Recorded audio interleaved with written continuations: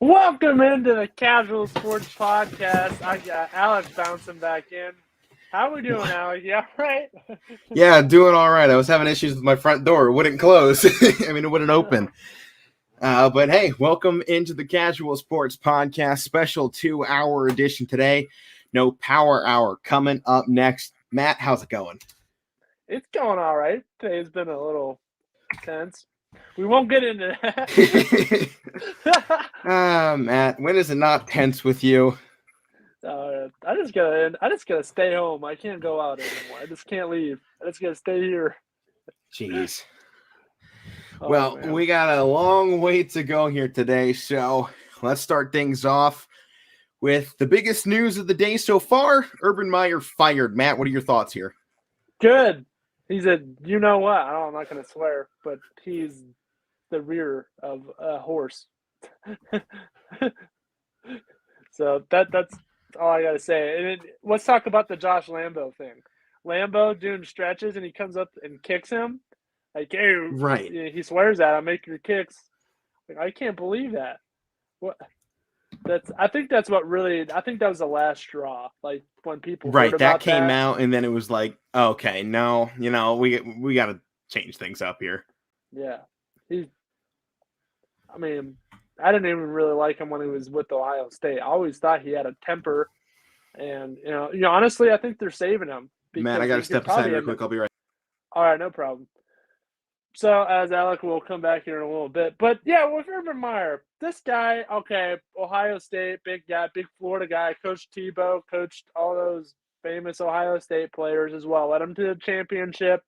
But he had heart problems, okay? And believe me, I have some old people in my family that have heart problems, and they get cranky, okay? They don't like to be around people, and he is around people.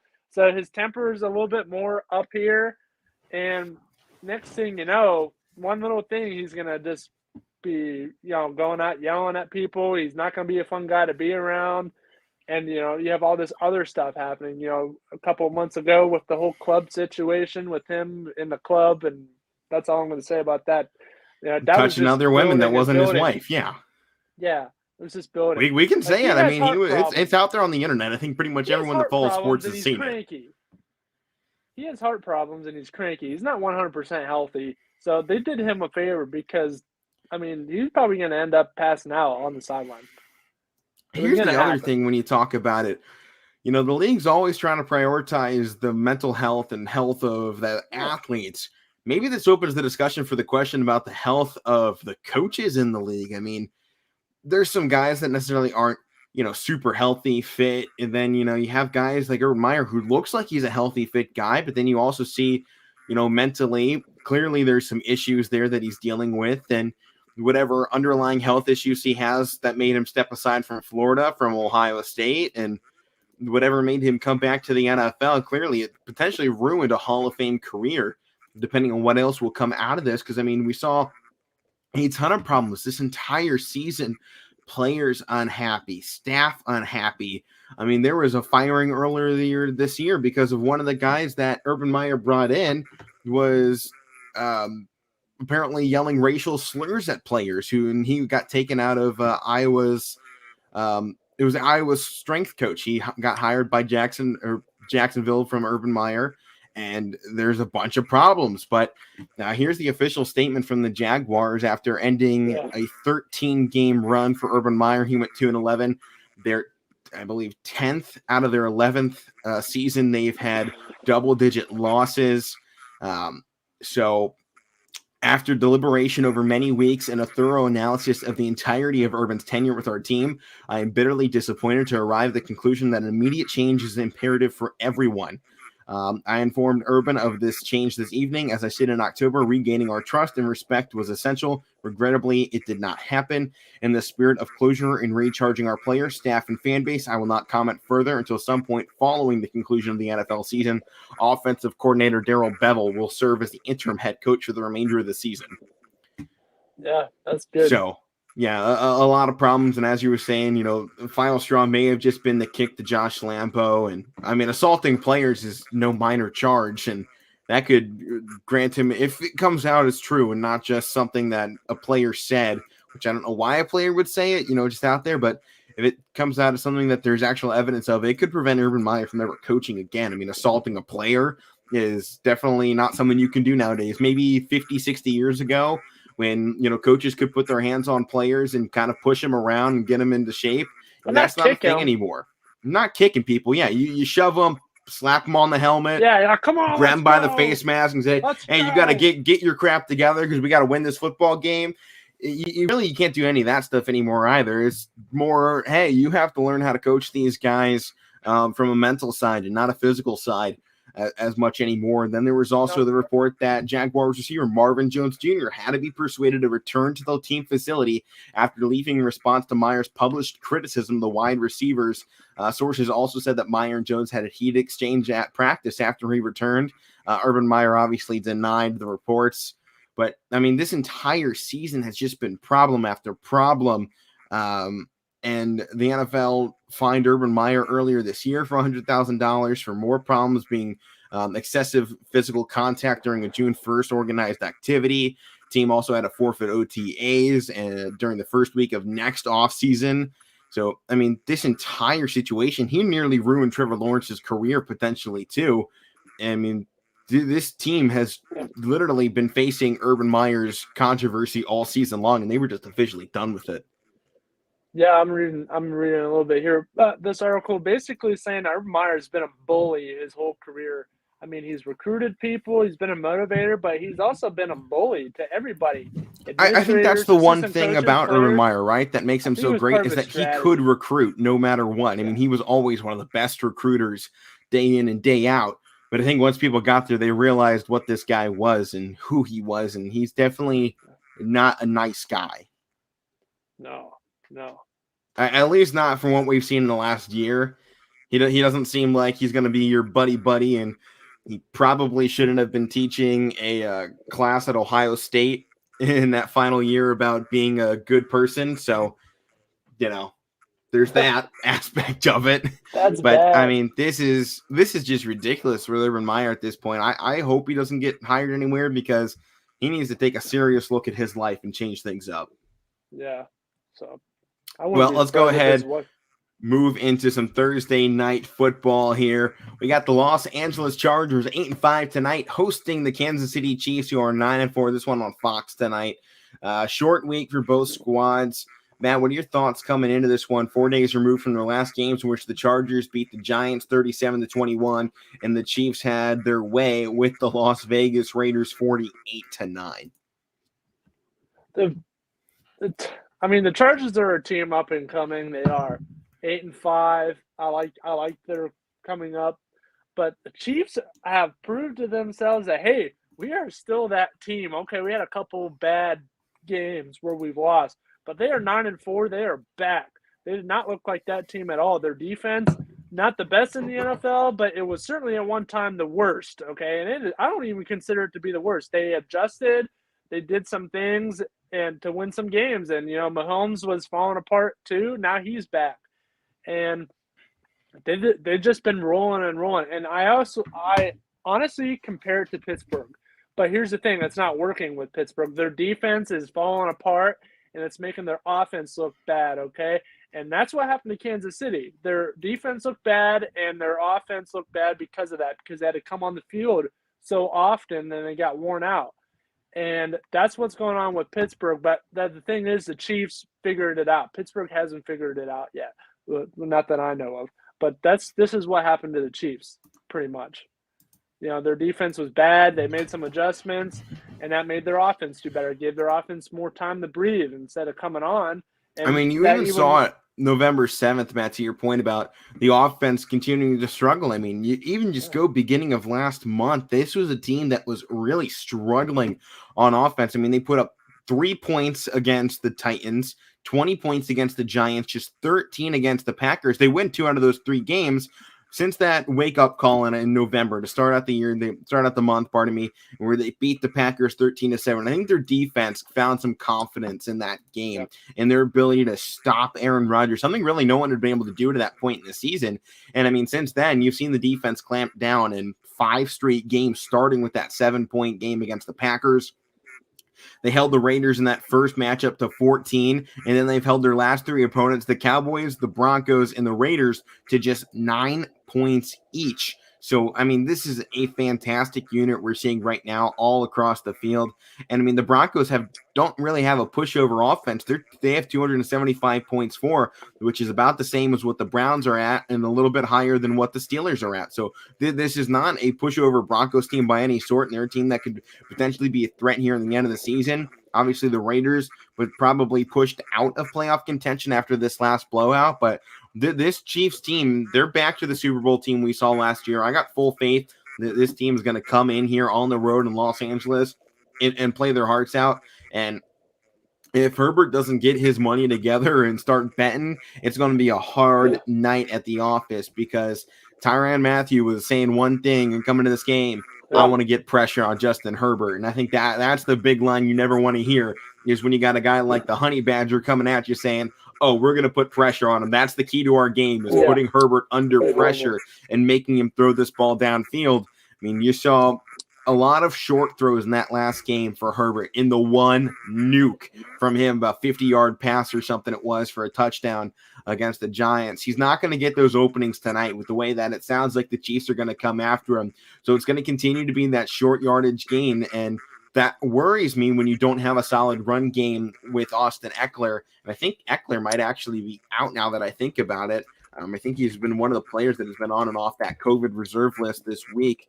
Let me see here. Chiefs are down a few players. So the Chargers. Yeah, Chargers are out. Austin Ekeler on offense. And they're out Alohi Gilman, Durkin James Jr., and Asante Samuel, who is out questionable right now. So a lot of problems there for the Chargers. And without having Ekeler, I mean, they don't have a run game. He was a little bit.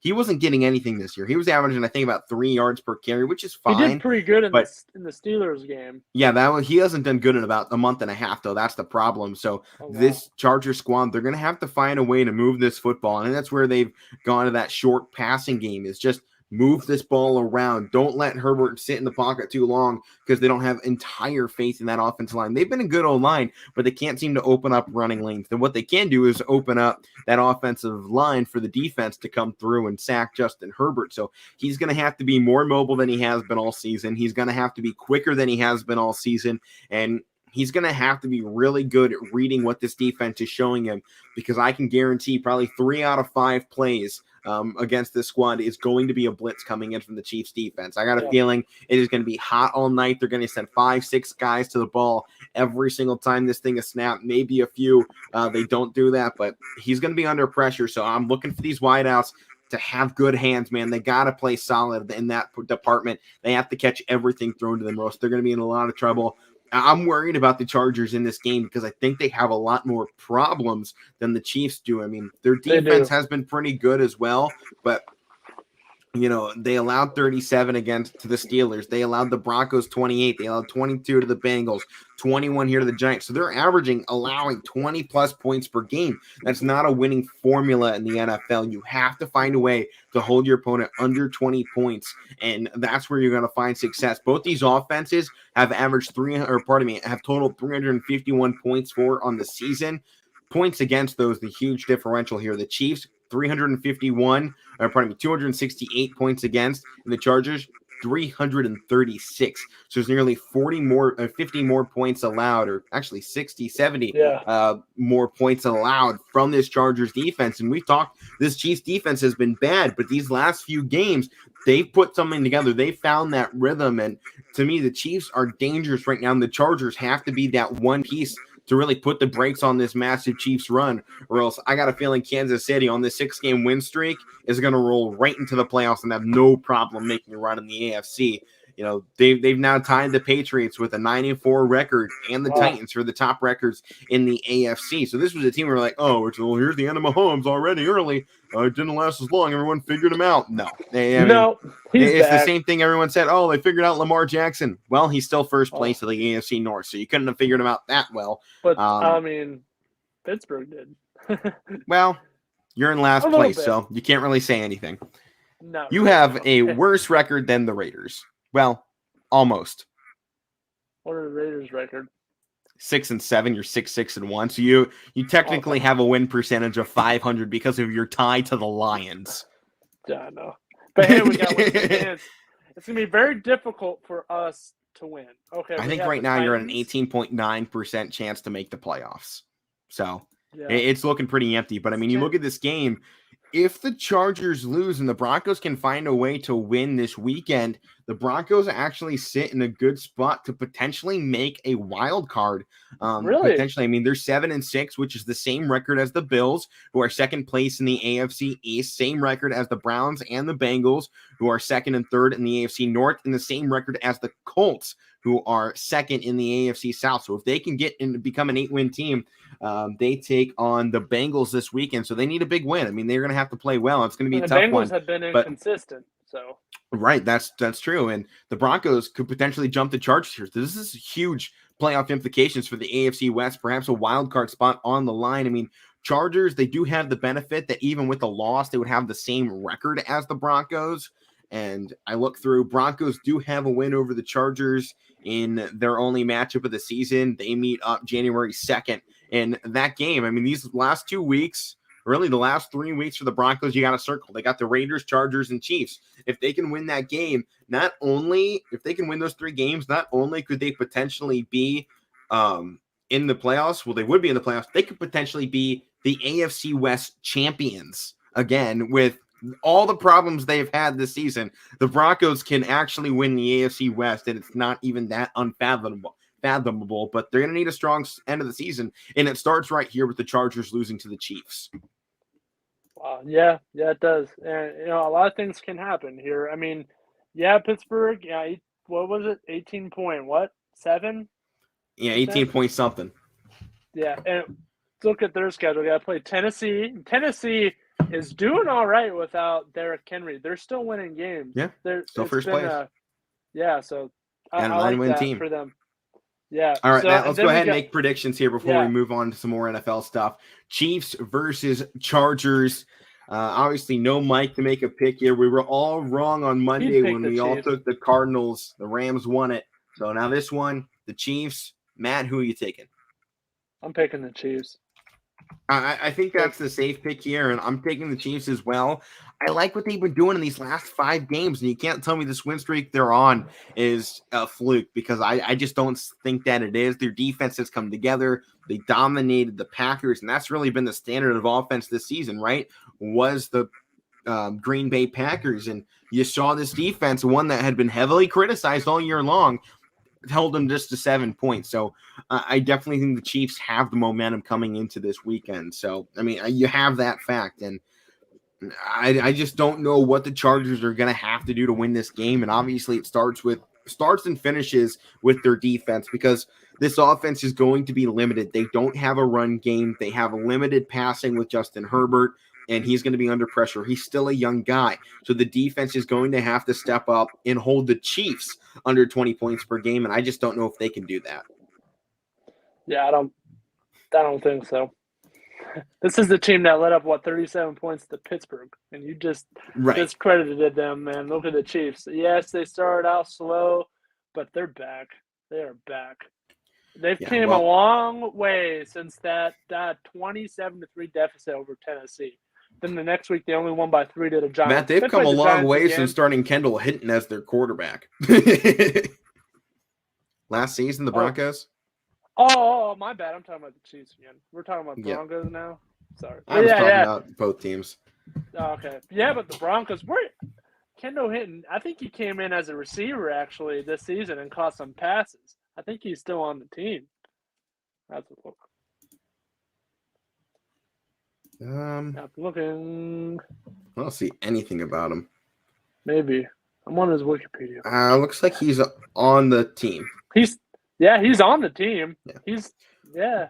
Well, Matt, since we said at this point in the season, couple weeks left, why don't we go through, since we got some extra time here on the podcast, no Power Hour coming up next, special edition of the Casual Sports Podcast with Alek and Matt, 2 hours long. How about we take a look in potential favorites for the AFC?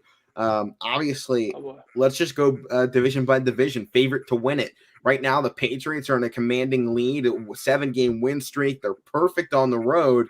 Still 3-4 at home, and that worries me going into the playoffs. But do you think the Bills or potentially even the Dolphins have a shot to take that wild card spot? I don't know if they can win out the season and take it that way. I mean, the Bills still got one more match with the Patriots. They have an easy road throughout the rest, so I think they have probably the best chance to at least secure that wild card spot. But I mean, the Dolphins, they got an easy-ish road too. They got the Jets, the Saints, then the final 2 weeks hurts the Titans and the Patriots. So the Dolphins could actually shake some things up here in the NFL.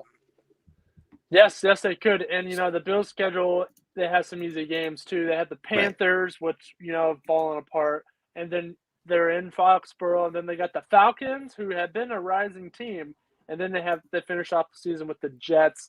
And I was watching Good Morning Football the other day, and what's his name? Oh, Brant or something. I forget one of the guys. But he's all Buffalo Bills. He's like an honorary member of the Bills Mafia. And he goes off about the Bills and stuff like that. It's not over. And I'm like, I don't believe it is over. So they lost some tough games. That was a tough loss to the Patriots, 14-10. And they almost pulled off that comeback against Tom Brady, 33-27 they lost. But they were down by a lot, and they came all the way back. I think that game was a turning point. I think we'll see a different Bills team. I could be wrong, but usually I am. But I really believe that we are – like, they're going to come back here and make a run. Like, they're not done. Like, everybody's saying now, the Bills, they're one season wonder. They're not going to get back to that stage again. They'll never be the team in the 90s again.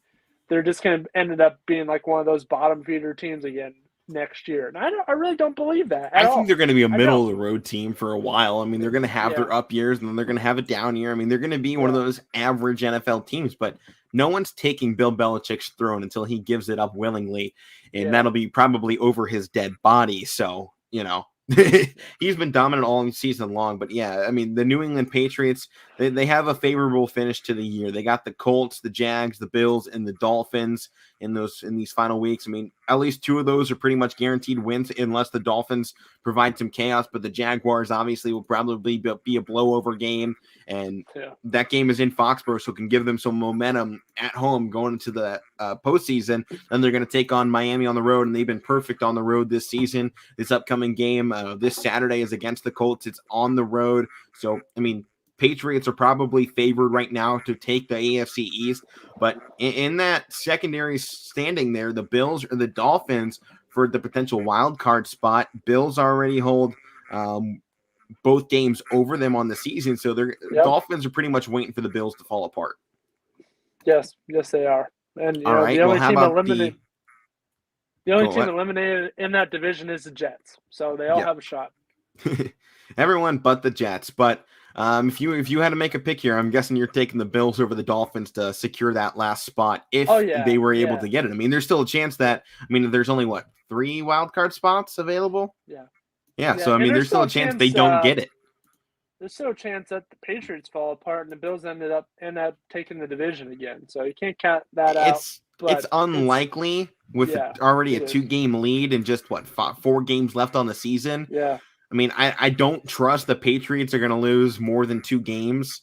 And even if they do, I mean, the Bills would have to win 4 straight games to finish out the season, which they could do. I don't see that one as being the likely scenario. I mean, it's very hard to win 4 straight games like that. And honestly, as much as you like your Bills, man, I got a feeling the Dolphins are on a run. They're on a 5-game winning streak. They have a nice end of the season, and they can provide some chaos. I think if I was to give that spot to anybody, second place in the AFC East, I think I'm going to go Dolphins here. Okay. Despite having one of the worst offenses in the league, they're doing something. I don't know how, but they're doing it. They're pulling something off. All right, AFC West, we kind of touched on it already, so let's go quickly through this one. Chargers, Broncos, or Raiders? Who do you think most likely to get that second spot in the West this year, or even the Chiefs? They sit just one game up over the Chargers, so I mean they can slip down this week. This week's game will decide. I honestly think the Chiefs will win that game, but you never really know. You can never count a team out. I know the Chargers don't have Eckler, and they're going to have to really rely on Herbert, who's still young and he's still learning. But you never really know. You never know. So it's either going to be – the second spot is definitely either going to be the Chiefs or the Chargers. That's what I'll leave it there. I don't think it's going to be the Broncos. Definitely Is it not the bad that I Ravens. kind of want the Broncos, though? I want the Broncos too. I do. Especially with everything that happened. Demaryius Thomas passing away, and Right. it'd be great to see them win. And if they make the Matt, playoffs, here's the hidden statistic. I think Broncos have the second best defense in the NFL when it comes to points allowed. They've allowed just 228. The only team above them, the New England Patriots, who have allowed just 200 points on the season so far. So this Broncos team, they're sneaky, and they got a chance here to finish out the season. They got some rough games. So they got the Bengals, the Raiders, the Chargers, the Broncos, and the Chiefs. So, I mean, it's not an easy road. They control their destiny if they can win out. But I think I got to give that spot to the Chargers because I'm not sure if they can do it offensively. Yeah, me either. Well, how about the AFC North? This one's still pretty tight. Obviously, Steelers seem the most unlikely to win the North, but, I mean, it's not completely out there that they couldn't. Nope. Browns the only one that won last week, so I'm obviously going to take my Browns to win it because I think they're starting to put something together here, although this weekend is going to hurt with half the offense out, a quarter of the defense out already on the COVID reserve. I'm hoping that should be the Las Vegas Raiders. I'm hoping, though, by this Saturday, a few of those players that got, on that list Monday can be back in time. It's kind of what I'm hoping for right now for the Browns. But Case Keenum is the starting quarterback going into this weekend. Him and Nick Chubb, no Kareem Hunt as backup. It's going to become a run-heavy day for Nick Chubb. You better be ready. And I don't think it's going to be the Baltimore Ravens. You got to look at. I got the Ravens finishing second, right behind the Browns. That's what I think is going to happen. I think they're going to finish strong. I don't think the Bengals are going to get this finish through the season. I don't think the Steelers are really going to go anywhere from now on. I mean, Baltimore, they got to play Green Bay next.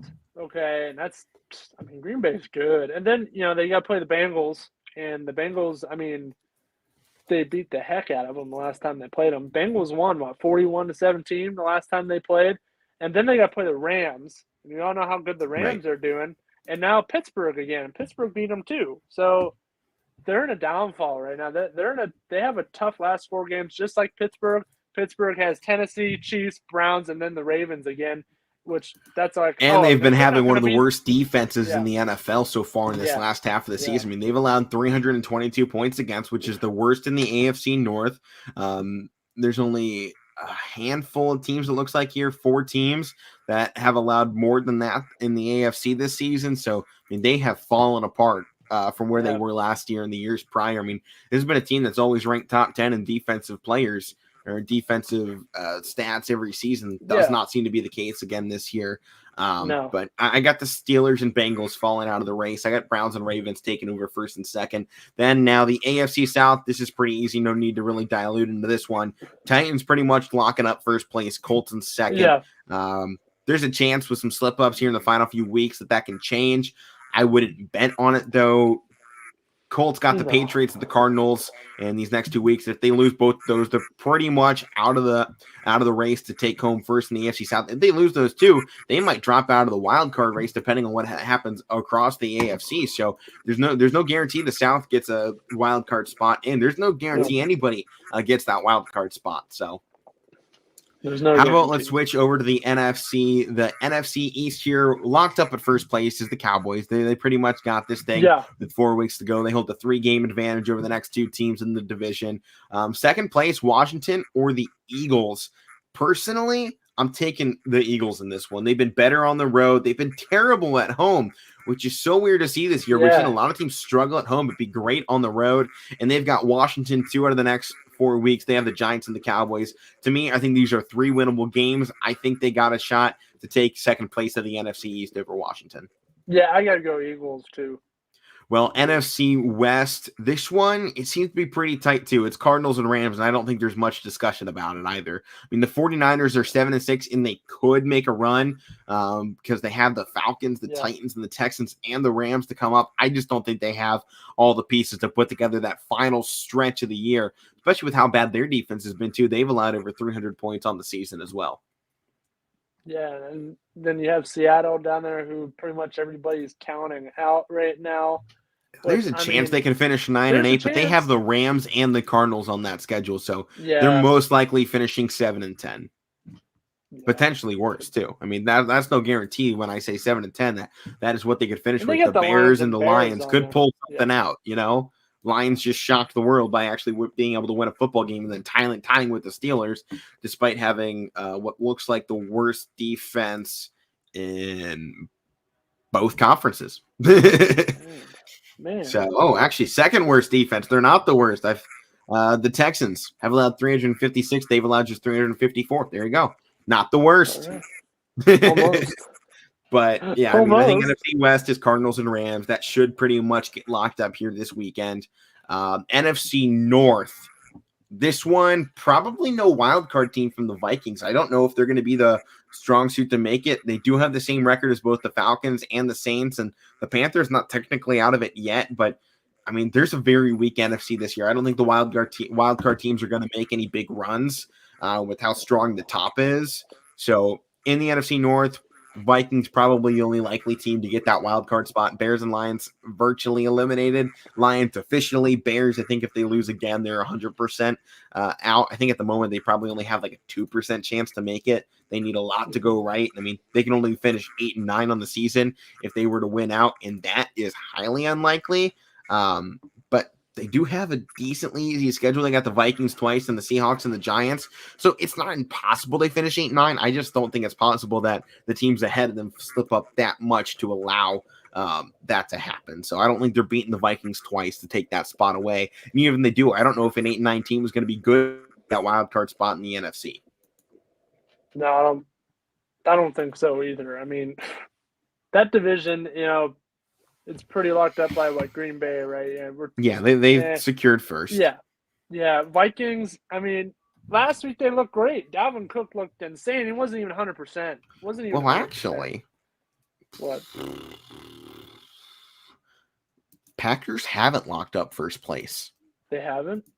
If they finish the season 0-4 and the Vikings finish 4-0, the Vikings take first place of the NFC North. They're 4 games apart, and they meet one more time. I think Vikings have the first win over the Packers as well. If they could sweep the season series, they have to beat the Ravens and the Browns, and then they get the Lions to finish it out. But it is a hard road for the Packers. But, I mean, the Ravens, Browns, Vikings in 3 straight weeks. The only problem is Lions in that final week of the season. That should be a lock to win. But you never know. I mean, can you imagine they take Aaron Rodgers out of that game, just preserve him for the playoffs? Like, we got a wild card spot guaranteed, probably a home wild card game too. We'll just, take our licks. And the Vikings we're facing the Lions, but you never know what can happen in that final week. That concerns me. Green Bay might not take the NFC North. I still have them to do it. One game against these next 4 teams, and they lock it up. I have confidence they can do that, especially if they beat the Vikings. It's over. That seals it. So. And any one of these 4 games they win, it's a lock for the Packers. NFC South, it's pretty much locked up for the Buccaneers unless pretty much the exact same scenario happens. Falcons, Saints, or Panthers, or actually Falcons or Saints would have to beat the Buccaneers in this final stand. The Panthers face them twice. The Saints face them once. So they're going to hope for some miracles underneath, but I think the Buccaneers pretty much locked this up. Second place, though, in the NFC North, I think, is the more wide open question. And with that, I don't think it's going to be the Saints. I don't think they have anything. I would almost have to say it's going to be either the Panthers or the Falcons, probably more leaning towards the Falcons. Possibly, yeah. Despite having one of the worst defenses and absolutely no offense, the Falcons are somehow winning football games because they're 5-2 on the road, 1-5 at home. I don't understand. Teams cannot win at home this season. I don't want to be a home team in the playoffs this year for the NFL because there is a select few teams that have done great at home, and the list falls with the Buccaneers, who are 6-0, the Packers, who are 6-0, the Cowboys are 4-2, the Chiefs are 6-2, the Ravens and Browns are 5-1 and 5-2, and then the Titans are 5-2. Most of the other teams have either 500 records, or just over 500, or losing records at home this season. So come playoff time, I don't think I want to be the home team with how great teams have been playing on the road. I mean, you look at the Cardinals, they're 7-0 on the road this season. They're going to be playing home games up until the Super Bowl. So a lot of big question marks to finish out the year. Yes. All right. Well, this whole season is a question mark in every division. This is a big question really mark. has We been. don't know what's going to happen until it does. So, well, Matt, let's get in to what we've all been waiting for. College football bowl weekend, baby. It's coming. We've finally gotten to the bowl season. It feels like the longest season ever after how short last year was. All the question marks of last season, bowl games getting thrown out the window here and there. And now this season, we're back at it. And we've got college football bowl games. And barring some absolute crazy COVID runs through, you could see that this entire college football landscape goes nearly insane here in this final month. I mean, you never know what to expect once we get into these bowl games, and that's kind of where we have to open this up to our first bowl game tomorrow, Friday, December 17th, noon on ESPN. Middle Tennessee and Toledo will open up the season in the Bahamas Bowl. While we're all sitting here in Ohio enjoying the awkward weather, I would say, you get these two teams heading down into the Bahamas, getting warm weather. You got the 6-6 Middle Tennessee Blue Raiders, 7-5 Toledo Rockets. So maybe not the best game to start it up with, but you've seen an electric Toledo offense this season. Last 5 games, they scored 34, 49, 49, 35, 49 in these last 5 games in conference play in the MAC. So they're a dangerous team to come into it. And Middle Tennessee, they are 6-6, but they had to fight and claw their way down to the end of the season. The offense not as good, but they've had a little bit better defense, and they have been able to score, some big points in a couple games. They beat FIU 50-10. They beat UConn 44-13, and those are really their only big scoring games of the season besides start of the season against Monmouth. They put up 50 in a 50-15 win, but I don't have confidence that this Middle Tennessee team has what it takes to pull off this win. I really like Toledo to come out of it. They had a strong season all season long, and they got a lot of talent coming off their bench. They have all the weapons you need, and they dominated Akron in that final game of the season. Daquan Finn, their quarterback, had 4 touchdowns in that. You got to watch out for him. And then Bryant Koback, number 22, had 2 touchdowns, 15 carries for 135 yards in that game. They had 4 different wide receivers catching those touchdowns thrown, and this is a very lethal unit that you got to watch out for. Their leading wide receiver, Matt Landers, didn't even have one of the touchdowns. It was the next 4 guys. Their tight end, Drew Rossi, had a 33-yard touchdown. Devin Maddox had a touchdown. Isaiah Winstead had a touchdown. Bryant Koback, the tailback, had a touchdown, and he caught it just twice, got 53 yards. They have so much speed, and that's always been the thing when you talk Toledo football. They don't necessarily always have the best players or the flashy players, but they almost always have speed in the MAC. In the MAC conference has so much speed that sometimes these teams gets overlooked. I think a lot of these matchups in this bowl season favor the MAC because of their speed when they're going up against these other conferences, because they combine physical Big Ten football with the speed of the SEC at just a little bit of a lower, at just a lower level. But they compare to that styles of offenses and defenses. At least there's so much speed and athleticism in the MAC. I got to take Toledo in our first bowl game that we're predicting here on the Casual Sports Podcast. I love them this season, and they did finish just 3rd in the MAC West. But remember how great I talked about the MAC West being? They didn't have a single team below 500 in this season. Toledo finished 5-3 in conference. They were really just one win away. If they had beat Northern Illinois in a 22-20 game, this team would have been in the MAC championship game. So Toledo has all the pieces right now, and I just don't know if Middle Tennessee has what it takes to pull off this win. They finished 6-6, 4-4 in the Conference USA. They were sitting middle of the road, and they were just 2-5 on the road, and that's what worries me about them here in this one. Yeah, I'm going to go Toledo too. You talked about their speed. They are a fast team, and they've had, all MAC teams are pretty good. A lot of NFL, that's where a lot of NFL teams look for quarterbacks. Even Miami of Ohio, they're picking Big Ben, and now Central Michigan was Antonio Brown. Yep, and Deontay Johnson from Toledo. Like there's a lot of players in there that a lot of people overlook, but there's those NFL teams out there looking like they go to the MAC. That's where the big stars are. The MAC division. Yes, they have some stars in there. They have a lot of hidden talents in the MAC, so it's definitely a dangerous squad.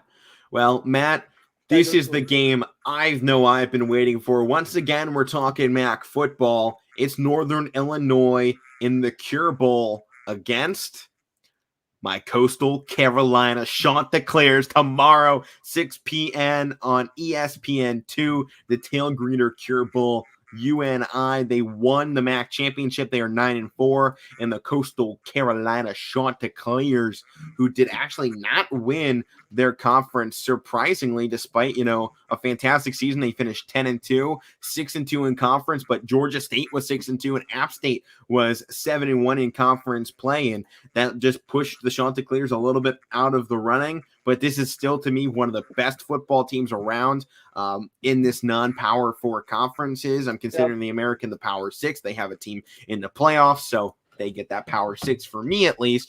So in this Power 4 non-Power 6 region, Coastal Carolina is among the best of those teams. UNI has to be right up there next to them, though, with the strength they've shown all season long. So Northern Illinois, yes, very good. They're a powerhouse, man. They're a powerhouse of the MAC. This is a team that has been up there for years. They had a down season, but, this would be just an epic way to finish out the season. This is probably one of our best bowl games to open things up. I mean, you have two teams that are nearly double-digit wins out of the group of 5 colliding in this matchup. And, looking ahead at the other games we look at, I think this has to be the best game that we're looking at already on the season. Oh, yeah. Do you know who I like on this Northern Illinois team? You know who he is. Rocky Lombardi. Quarterback. He's sweet. But, Matt, what do we know from Michigan State? Rocky Lombardi in big games. Yeah. He struggles, man. He struggles.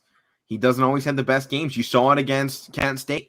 7 of 15, 102 yards and interception. Northern Illinois runs on the ground, and I like their rush defense for Coastal Carolina. They've shown a lot of strength there. Their defense has been very good in most of this season. They've had a few slip-ups here and there. Georgia State was one of those.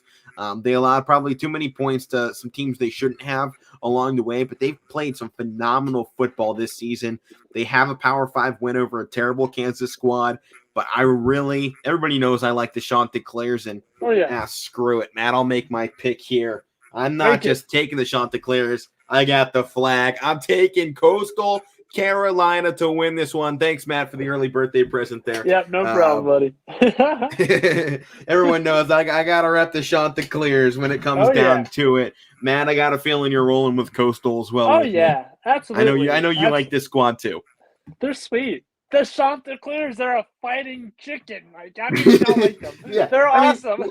You look at this freaking thing. It's a freaking jacked chicken with like a mohawk. A gold mohawk. I mean, what can you not like about this? You remember that movie, that Disney Channel movie, Hatching Pete? Yeah. Yeah, that's what it reminds me of.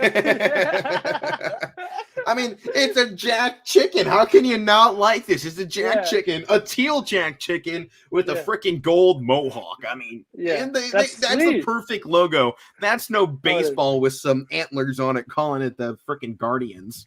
That's how you design a logo, professional sports teams. Oh, yeah. I just had to throw some shade out there while we're at it, Yeah. But how about we talk about one of the biggest opponents in that conference for our Chanticleer squad, Appalachian State. They got a big one coming up as well. This one comes on Saturday. They will kick off the day at 11 a.m. in the roofclaim.com Boca Raton Bowl against Western Kentucky. And I really do like this matchup. Western Kentucky, the Hilltoppers, they've been great all season long.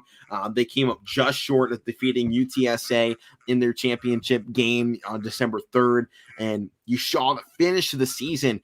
They scored 40-plus in their last 6 games, including the championship against UTSA. They actually, I believe, have the statistically best offense in college football. I picked them to beat UTSA. It didn't happen. I don't know if I can roll with the Hilltoppers again because of it. No. And I want to I noticed this. These first 3 games that we are picking here, they're all in a tropical destination here. This one, Boca Raton, Florida, the Coastal Carolina game in Orlando, and then, the other one Bahamas. In, Nassau. Where would you rather go here? Would you go Florida or would you go Bahamas? I gotta say Bahamas, man. It's the tropical destination, right? It's always the vacation spot. You want to go down there? I love Florida, though. Florida's sweet. Like, it's the closest you can get without getting out of the United States, pretty much. Especially if you go down to the Keys. So, right. I've been to the Florida Keys. It's a lovely area. Went there when I was little. I was in Fort Lauderdale, baby. Oh dear. Oh, well, let's get back to football before you get us in trouble. I'm picking App State here. I know you like Appalachian State, but man, they're also coming off that loss against the Raging Cajuns in their championship game as well. Yeah. You know, I initially had App State down. I knew you were going App State in this one. I picked the Hilltoppers in their last game. I don't know if you can count on this team to lose 2 in a row. I mean, they just have such an explosive offense that I think the question marks for them can be answered in this one. I really like App State to win it, though. I mean, they are a 10-win squad. They've played fantastic in some big games. They beat that Coastal Carolina squad of mine. But Western Kentucky, that offense is just so flipping good. And I don't know if App State has the offense to keep up. They've done it a few times on the season. We saw 16 points against the Cajuns, 27 against Georgia Southern. They've had phenomenal defense, and that's where they found ways to win games. But, I mean, you even saw in that Western Kentucky game their last time out, UTSA had a pretty good defense the entire season. They got ran out the door. So I think this one, just so many question marks going into it. I think Western Kentucky at least has a chance. I just don't know how to make a pick on this game. I mean, I'm looking down at stats and trends. Average points scored, you got 34.2 for App State, and they are allowing 19.3. Western Kentucky scoring 43.1, allowing 28.7. Less turnovers for Kentucky. They've also gotten more takeaways as well by just 6. These two teams, this is one of the best scheduled bowl games, I think, out there because of how narrow the gap is, I think, between these two teams, despite the record. And Matt, I think just because I got a feeling we're going to pick so close on a lot of these games, I'm going to flip my pick from App State, and I'm going to take the Hilltoppers. Okay. But I know I talked about this campus over and over. I'm actually looking at pictures at it right now. The beautiful Boone, North Carolina. Oh, man. That'd be just looking at these campus pictures. It's so peaceful. Yeah. I'd love to live there. North Carolina seems like a great place for sports. Potentially, maybe MLB could move there. Maybe. Why wouldn't they move there? I mean, it's a beautiful destination. Anywhere you go, Charlotte is beautiful. You go, Matt. I don't think there'd be any problem with the Bats hitting a lot of balls in North Carolina. Yeah. But let's get back to football here. The next game up on our list, the Qriket Celebration Bowl, the only non-FBS bowl game out there. This one honoring the historically Black colleges and universities. Yep. And this one features a team that has been on headlines all week after National Recruiting Day yesterday. They flipped the number 1 recruit in the country, number 1 or number 2, depends on which site you're going through. But a lot of people are just saying number 1 recruit flipped out of Florida State. Don't know why he was committed to Florida State to begin with, but flipped Florida, is now going to Jackson State, who to me is about to run away with this championship or the Celebration Bowl win this weekend. This would be a huge win for them to finish out the year. They've played great. They've had a couple close games in these final stretch, but I mean, just one loss on the entire season. And I mean, that came to LA Monroe back in September. This team hasn't lost in months. I don't think it starts here. I like Jackson State. It's Deion Sanders, man. How can you root against him? How can you pick against him? That's the real question, because, I mean, this is an 11-1 squad. They're going up against South Carolina State, the Bulldogs. They're 6-5. They won their last game against Norfolk State by 10, but they lost to North Carolina A&T. They barely beat Howard. They survived NC Central. They barely beat Delaware State, and then they dominated Morgan State. And, I mean, they've just been in so many close games. They've made some nice runs down here in, like, their last 5 or 6 games, but, I mean, they struggled beginning of the year. This was a team that lost to Clemson. They lost to New Mexico State. They lost to Florida A&M. They were taking a lot of losses. They lost to Alabama A&M early on, and I don't know, they lack consistency to me, and I think that's the biggest problem when you come into bowl week, and you just want a consistent team. That's the only thing you can rely on, is because, you know, you're away from home, and when you get away from home sometimes, you just have to rely on those players that can be consistent. And I think that comes down to coaching too. Who's going to have more consistent coaching? And you're not going to be able to question Dion when it comes to that. I mean, just look at what he's done so far with Jackson State. He just got the first, I think, really top 100 player to flip from a Power 5 school to go to a historically black college and university. So it was history. Oh, yeah. Oh, absolutely. It was the first number one recruit to go to an FCS team, not just flip, but go to an FCS team. That's never happened before. And, right. This was huge for not just the FCS and HBCU. And yeah, that was 100% from Dion. So I think with what Dion does for this team, that is why I'm picking Jackson State. And I think that's probably why you're going to take Jackson State along with them. It's Neon Dion. He could be the baseball coach too. Played baseball.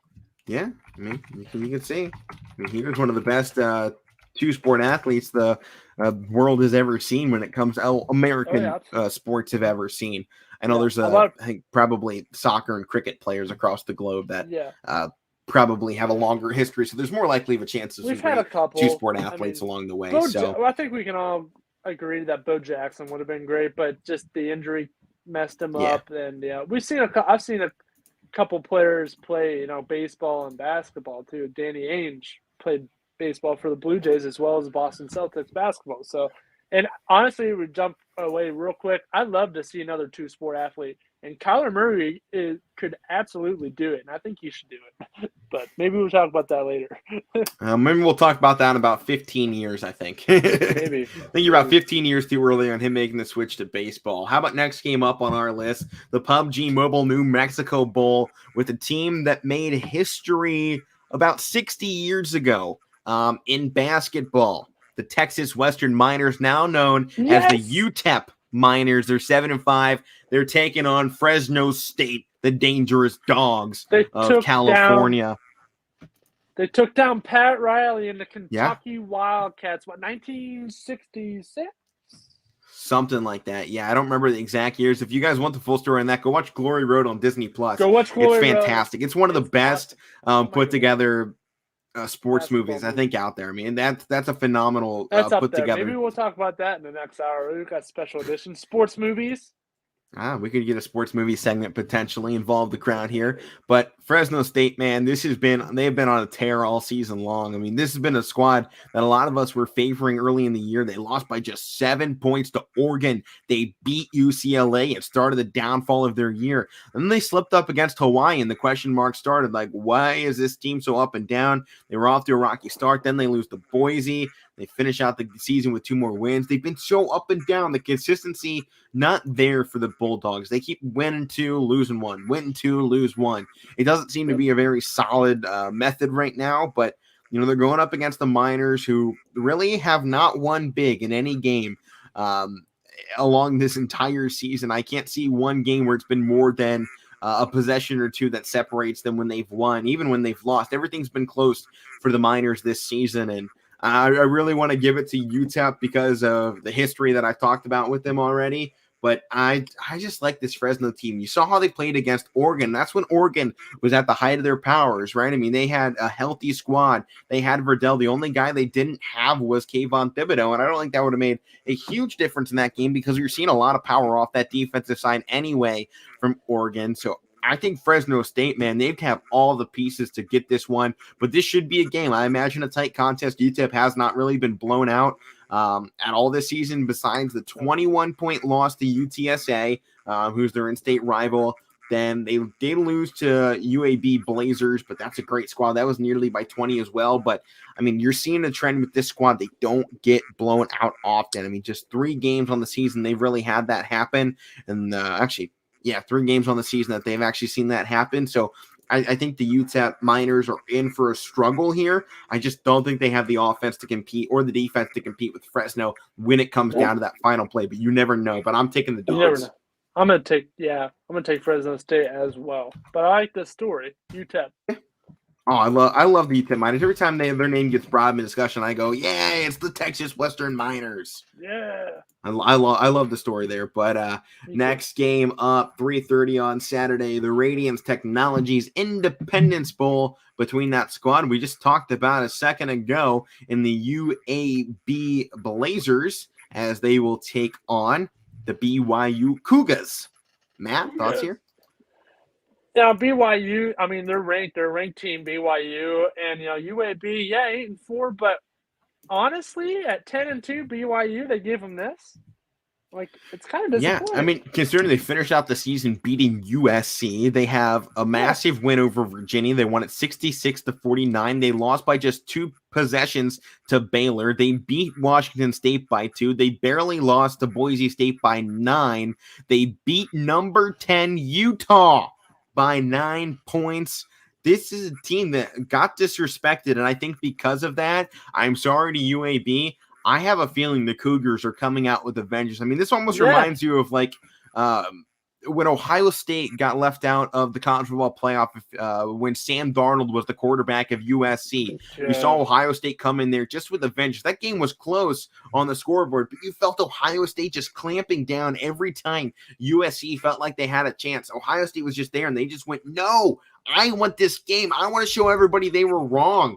And it just feels like one of those scenarios where a team got disrespected, and now they're coming back out with that vengeance, that fire. They lit the spark under them, and I'm interested to see if they play this as a letdown because of what happened and them not getting a better game than the Independence Bowl. But I want to see the Cougars come out of this one and run house on this. I'm taking BYU. I want to see them put some respect on their name.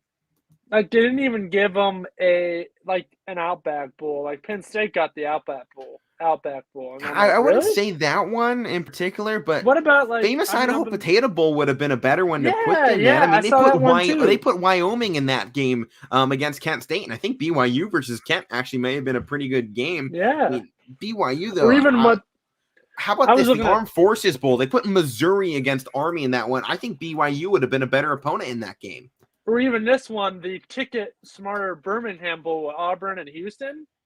I think that'll be a good matchup, actually. BYU Houston. Oh yeah, I got Houston to actually pull out that game when we talk about that here in a few weeks. I got a chance there for the Cougars of Houston. Yeah. Oh, the Cougars are just the Cougars.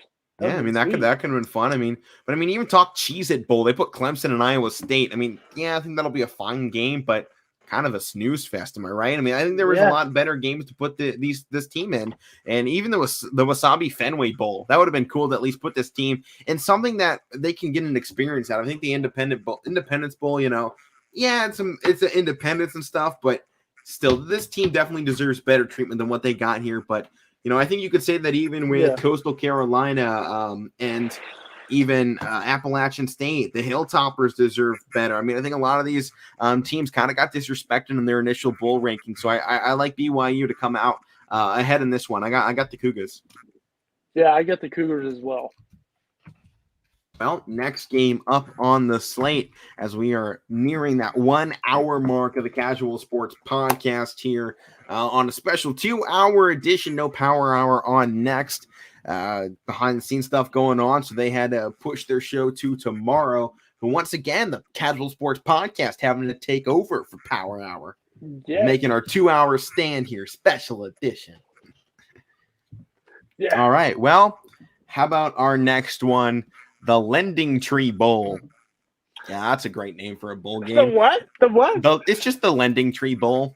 It's literally just the company, and they just went, we're having a bowl game. I mean, there's nothing special about it. There's no, New Mexico Bowl or the Independence Bowl, the Celebration Bowl, the Boca Raton Bowl. This is the Lending Tree Bowl. The Lending Tree So, I mean, if you Bowl. get rid of the sponsor, it's just bowl.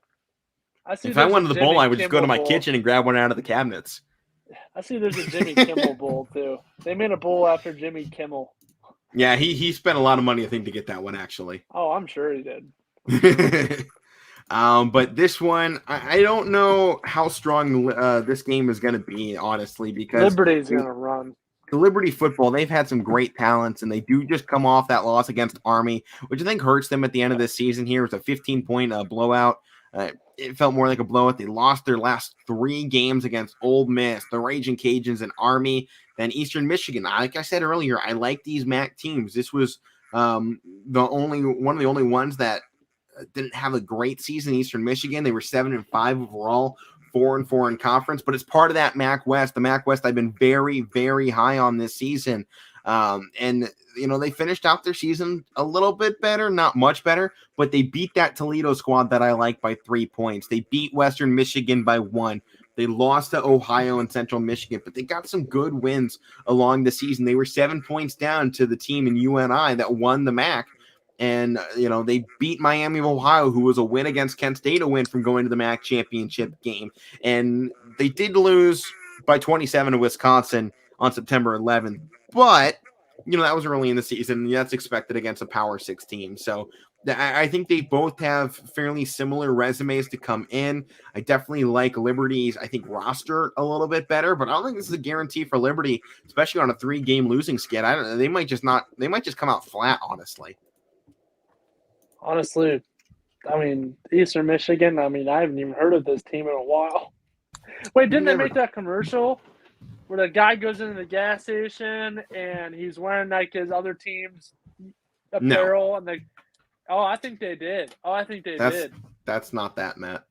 All right, that's different. Yeah, I know what you're talking about. It's not Emu. Okay. Yeah, but this is the team when they play at home. They got that awful gray field up in Eastern Michigan. Yeah, it's one of those ones you look at and like, is my TV in color anymore? What's going on here? It's definitely an odd sight to see. Matt, I imagine you're taking Liberty in this one. Oh, me too. Oh, okay. Yeah. They got a special talent, Malik Willis. This is a guy that's been very high on some rankings this season. Everyone was talking Matt Corral versus Malik Willis in that Ole Miss game. And these two guys are definitely projected in the top of the rankings.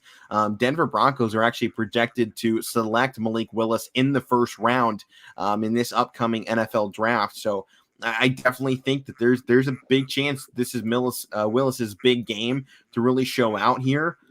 But I just don't know if he has it at the end of the season. They have just been flat, man. Their offense hasn't been there. That Ole Miss game, I think, sucked the life out of the squad because they felt like they could have won that game, and they just came up short. And I think to me that hurts their confidence right now. And when you go into bowl weekends, you need to have that confidence, and they just don't seem to have the swagger anymore. 14 points in.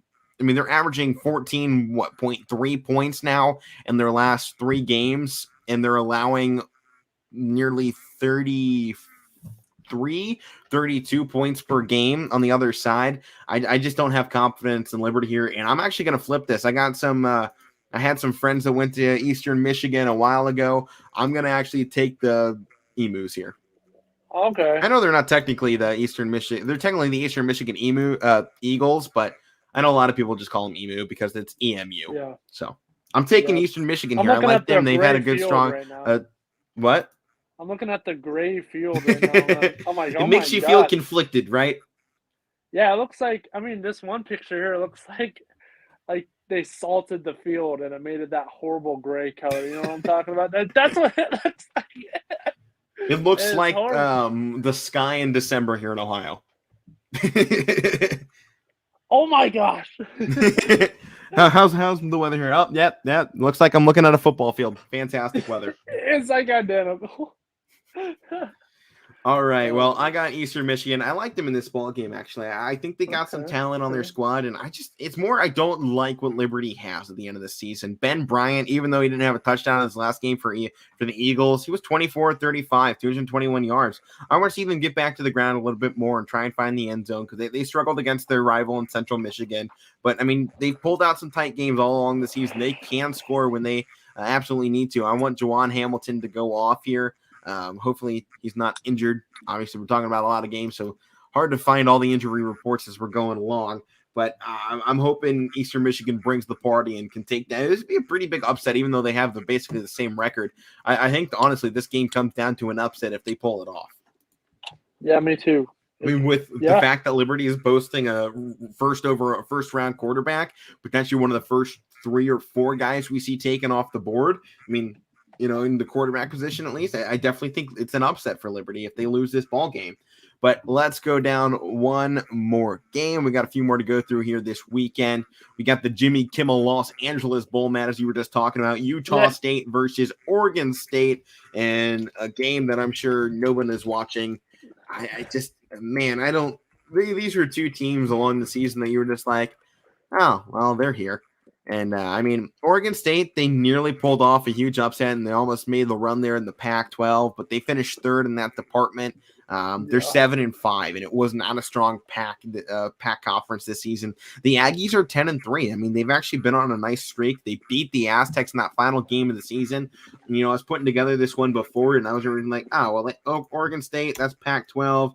Well, what have I even thought Utah State's done this season? Nothing. But then I go and look at this roster and I go, I mean, they lost by just 4. I mean, really, their 2 losses came early in the season, right? In September and early October to BYU and Boise State. They have a win over Washington State, and I like that one, despite, you know, the Cougars not having a great season. Washington State still beat Oregon State by 7 October 9th. So put that out there. Utah State has the one, I think, head-to-head between the two teams where they shared a common opponent. Utah State has the upper hand in that department, and they're on a hot streak right now. And I love that hot streaks to finish out the season. They just seem to be rolling right through these games as they come along.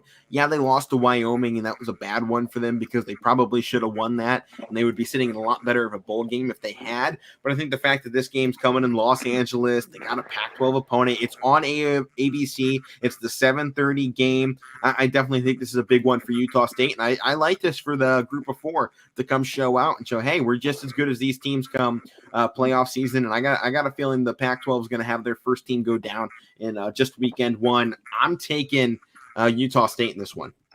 Yeah, I got to take Utah State too. They have won some. I mean, they're 10-3. I liked what they've done this season. You know, the Aggies, the good version of the Aggies. But they've had some big wins here. Hey man, don't disrespect Texas A&M too much. They got the number 1 recruiting class in college football. Yeah, we'll see if they can actually win anything with that. I don't think they will, but I mean, they have it. Jimbo. They have 4 5 stars, 19 4 stars. They got one of the best resumes out there. They got more 5 stars than Alabama. Yeah, they do. I think second in the country overall in the amount of 5 stars they have. Georgia sits at 5. They have 4. So very good squad. Yeah, but I look at some of their games here. I mean, the Washington State win, I was near, what was that? That was near the beginning of the year. They did lose some tough games. The Wyoming game, they got killed by Wyoming. BYU beat them by, 34-20. That's not too bad. But, they won some big games. I expect them to come in and win this one as well. It should be an all right game.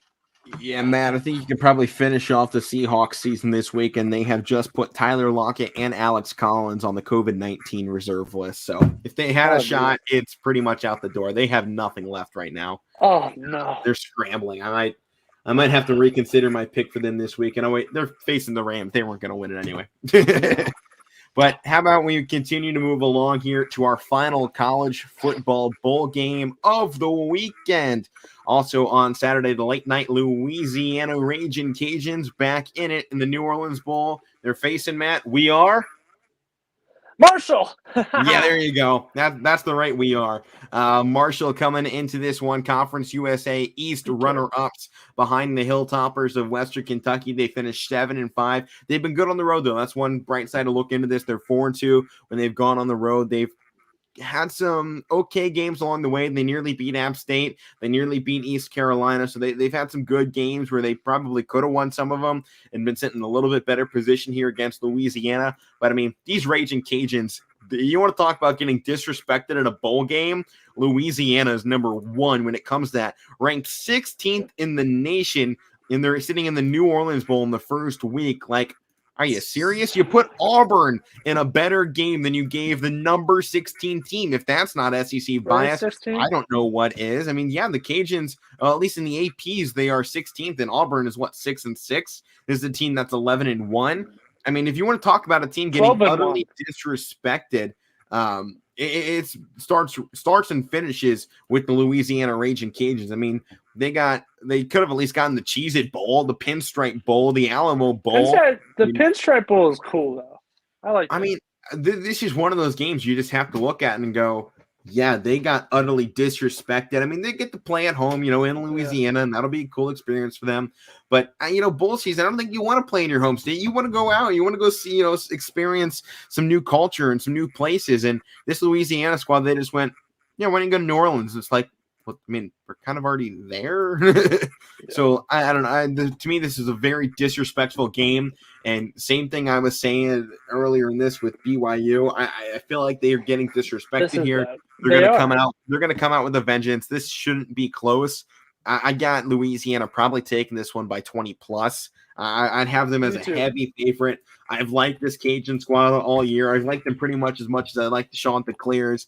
I think they're a really phenomenal group. They got some great coaching, some great ball playing, and they've been on the rise these last few years. And they're a team to look out for in the future out of that Conference USA. It's a very strong conference as well. I mean, I think this is one of those groups that, pardon me, it's Sun Belt. Sun Belt.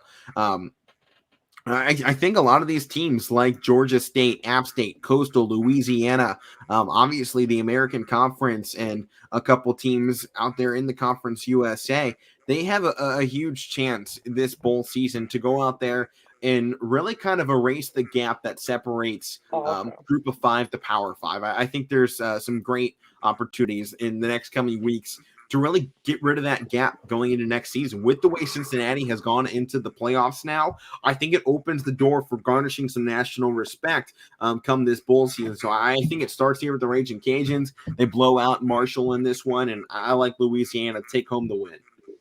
Yeah, me too. I got to go to the Cajuns. Yeah, the Raging Cajuns. Well, that officially does it for our first ever college football bowl preview here. We got a lot more going on next week, and it goes from being one big day of college football to kind of what we do with the NFL, or pardon me, with NHL and NBA. Since everything is going on every day, we're just talking about it when it comes up. Going to give some opportunities for college basketball to probably take 2 days next week. NFL will get its own day. Probably throw NBA and NHL into their own day as well. So we have some open space. If there's anything the fans want us to talk about coming up in the next few weeks, with football pretty much hitting the low lane here to finish out the year, let us know. We can get into some other sports, potentially start talking baseball already.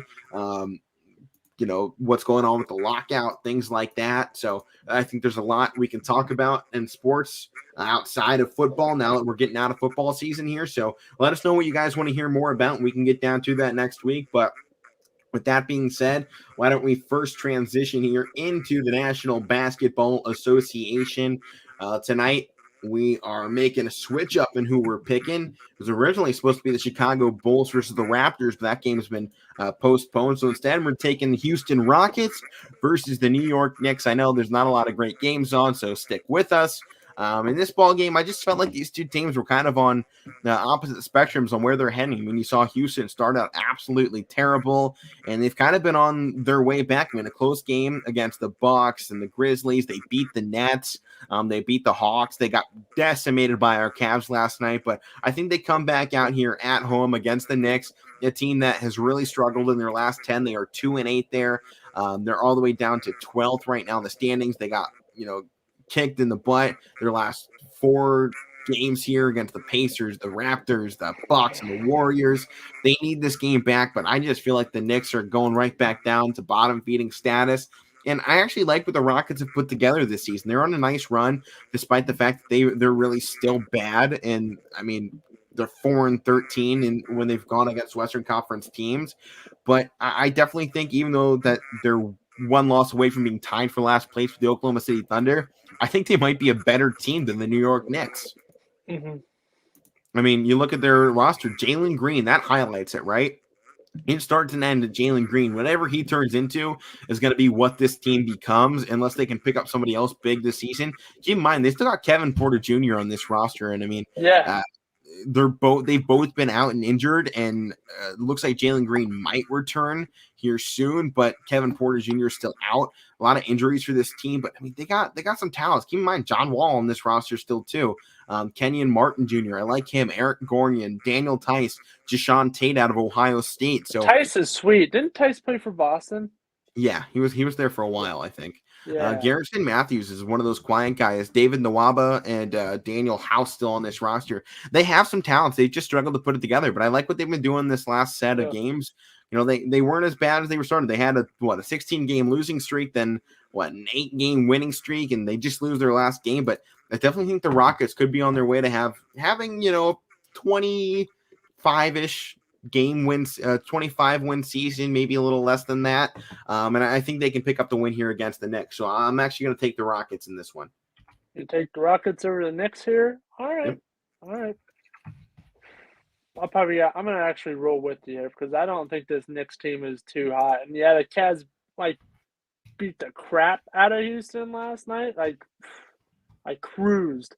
But yeah, we'll talk Cavs here in a minute, Matt. Oh yeah, we will. Yeah, but Houston, like those guys, if they were playing, maybe this wouldn't happen. So, well, that brings us along to the NHL, the San Jose Sharks versus the Vancouver Canucks. I wrote those backwards. They're not the Vancouver Sharks either. Canucks. Yeah, I know what they are. I just wrote it down as the San Jose Sharks versus the Canucks or the Sharks of Vancouver. You know, those frozen sharks they have up there. They have the Greenland sharks. How about that? You know, those really old ones that are like 200 years old. You're digging a hole. Let's just talk about the game. Look, man, I've been digging myself a hole for 21 years. I'm just so far down. I just keep going. I'm going to pop out in the middle of Pacific Ocean here pretty soon. Don't worry. Oh, jeez. I've dug a hole so far down, it's going back out the other way. Yeah. I feel all right. Well, this game, not really a huge headline one, but not a lot of games going on here on this Thursday night. So we got this team, the Canucks versus the Sharks, Avalanche versus Predators also going on tonight. We talked about that one yesterday. This game tonight, you got the Canucks 13-15-2, and then on the other side, Vancouver, the Sharks 15-13-1. Both teams, man, they've really been struggling out of the gate this season. I mean, can you really blame where they're sitting? They're both kind of just putzing along, but the Canucks are on a 5-game win streak, 7-3 in that last 10. The point differential, I normally love to roll with here, they're both terrible. -4 for the Sharks, -12 for the Canucks. I think I might have to throw that out the window and roll with a hot hand in this one. I haven't been great when I've done that, but I guess we'll see which side pays off, because I don't really feel like either squad's really separated themselves from each other here. They're both bottom feeders in the Pacific Division. So I definitely think this is a tighter matchup than maybe some people might think. Yeah, honestly. On the season. What is it? Both defenses for these squads have really struggled on the season. I mean, they both allowed 80+, and they really haven't been able to score down the other stretch. Yeah, I gotta agree with what you said there. Defenses are just not there for both of these teams. But Vancouver, I mean, they're 7th in the Pacific Division.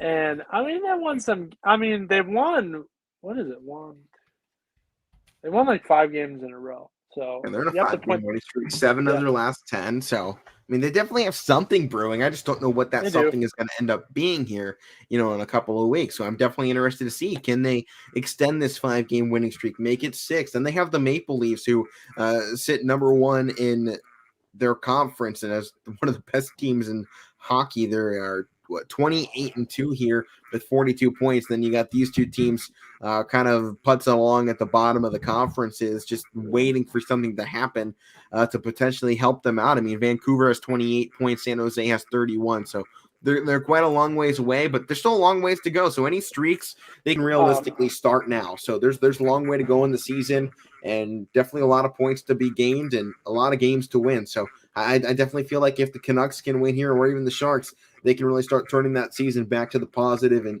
try and roll that momentum to their next few games. Yeah, I mean, they're going to try, but I'm taking the Canucks in this one. Yeah, they don't have the scoring differential that I like, but they do have the hot hand in those 5 straight wins, so I'm taking them there. I'm going to take them. That's where I'm relying on here. The Canucks. All right, well, that would normally do it here for the Casual Sports Podcast. That's all of our originally scheduled program from here on out. We're pretty much winging it here. Did not get as much out of some of the things, but we got some stuff we want to talk about here on the podcast and things that we haven't been able to get to nearly as in depth And tomorrow we'll actually be predicting the Cavs game, although it feels like we're all going to be taking the Cavs, so probably not much to predict. But they got the Bucks coming up this weekend, which should be a pretty big game. That's Saturday, December 18th at 9 p.m. Then on Sunday they got the Hawks as well. Back-to-back road games coming up for our Cleveland Cavaliers. Wish Mike was here to talk about the squad too. Yeah, but, I know. He's out. This team has been on a tear.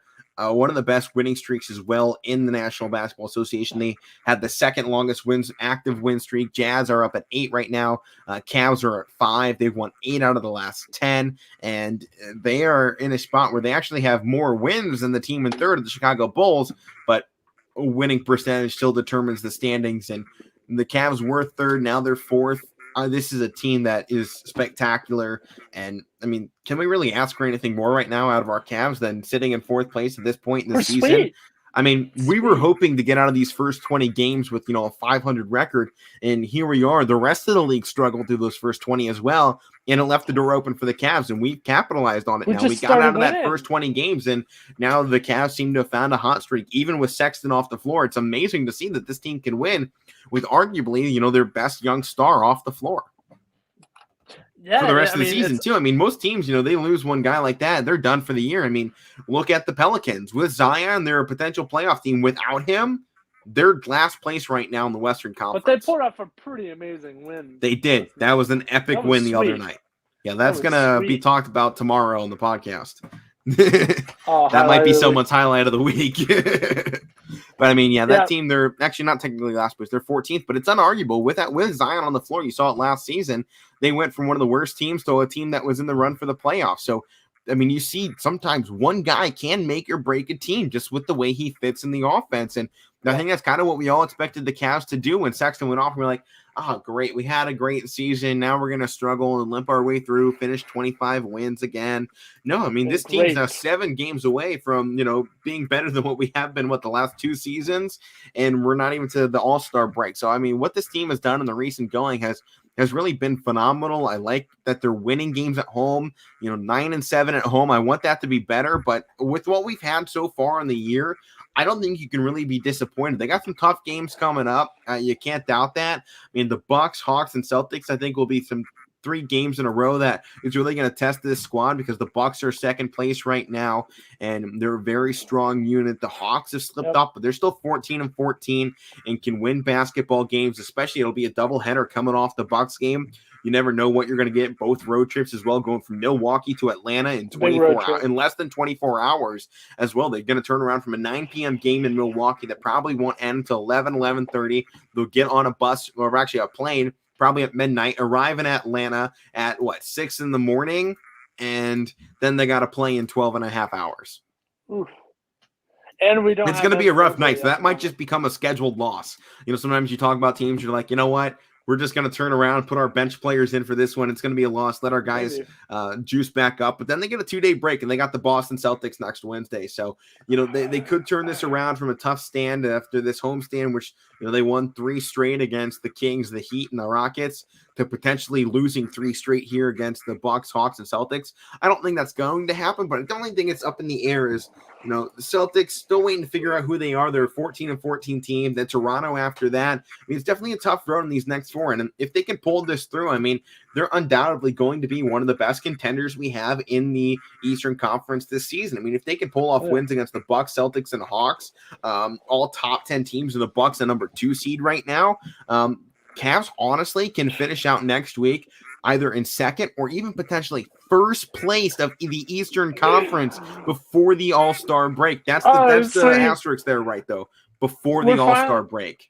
People are finally starting to say, hey, this Cavs team is a contender now. They're like, oh, they can make the playoffs, maybe. Now they're like, hey, they could go far in the playoffs. They could. This could be an Eastern Conference Finals team. I don't know if they can get past the Nets. I mean, I think the Nets have a lot, and that's the problem. Is it depending on which side we would get in. If we have to go through the Bucks and the Nets in the same the standings there. I think that's hard. I don't know how much I trust this team against the 76ers, especially if the 76ers can get Ben Simmons back. I just think that height with Embiid and the way that team can play in the playoffs, it makes this Eastern Conference dangerous because you see teams that struggle along the way. But, I mean, you still have the Heat right behind us at 5th. The Hornets, led by LaMelo. I mean, they're right there at 6th. The 76ers, the Wizards, the Hawks, the Celtics, the Raptors. Every team is still in contention besides maybe the Detroit Pistons, who are 4-22, and the Orlando Magic, who are 5-22. I mean, you want to talk about bad? That's worse than what the Cavs were ever doing. Yeah, that's freaking abysmal, I'm just so happy right now. It looks like we're gonna stay playing good too, as long as we're healthy. We didn't have Evan Mobley last night, which didn't really matter. Dean Wade played again, but he's got a lingering hip injury, and let him rest up before this run. Huh? Let him rest up before we go on the road here. I guess he fell hard in Miami, and it's been bugging him. So rest up, get ready for the road trip that you just detailed. So you gotta get right. And ready. As much as we've talked about, we don't like Dean Wade starting. He had 16 points and 10 rebounds in the start last night. So he did just fine in that department. Third leading scorer for the team when it comes. Yeah, I mean, third leading scorer. Garland and Okoro went off for 21-20. And Isaac Okoro bodied over half of the starters for Houston. He put them in a body bag, signed, sealed, delivered back to Texas. Yeah, right. I mean, it was brutal, man. Okoro just went up. He's putting himself up there, potential probably dunk contest this year. Sorry to interrupt. That there should eliminate any rumors of them trading him. They are not I don't trading know about that. They shouldn't trade him. They shouldn't at all. He is great. He's developing. And I think the one thing, right? We didn't bring him in for points. That's not why he got drafted either. For defense. Right, and he's shown that, and he's also now averaging 16.6 points in 28.5 minutes over his last 5 games, shooting 10 of 18 from 3 during that stretch as well. And, he's really turned that defense that we brought him into a solid part of his game, and now his offense is turning it around on the other end too. And everyone wants that defensive guy that you can look for to actually score some points, and he brings that to the squad. And I think that's what this team did when they were putting guys together this year. Everyone went, "Oh, Cleveland's going big this year. They don't have anybody that can shoot." We got some guys that can shoot, and what they did was they loaded up defensively, and you've seen it pay off. You've seen the Cavs turn into one of the top 5 defenses in the NBA, and as a result, it's not putting as much pressure on this offense as it has in the last, 2, 3, 4 years. Even when we had LeBron, our offense was so pressured to score points because we had no defense. Now they have defense. You saw it. They held the Houston to 89 points after even teams like, let me see here. The Grizzlies allowed them to 106. The Bucks allowed them to 114. The Nets allowed them to 114.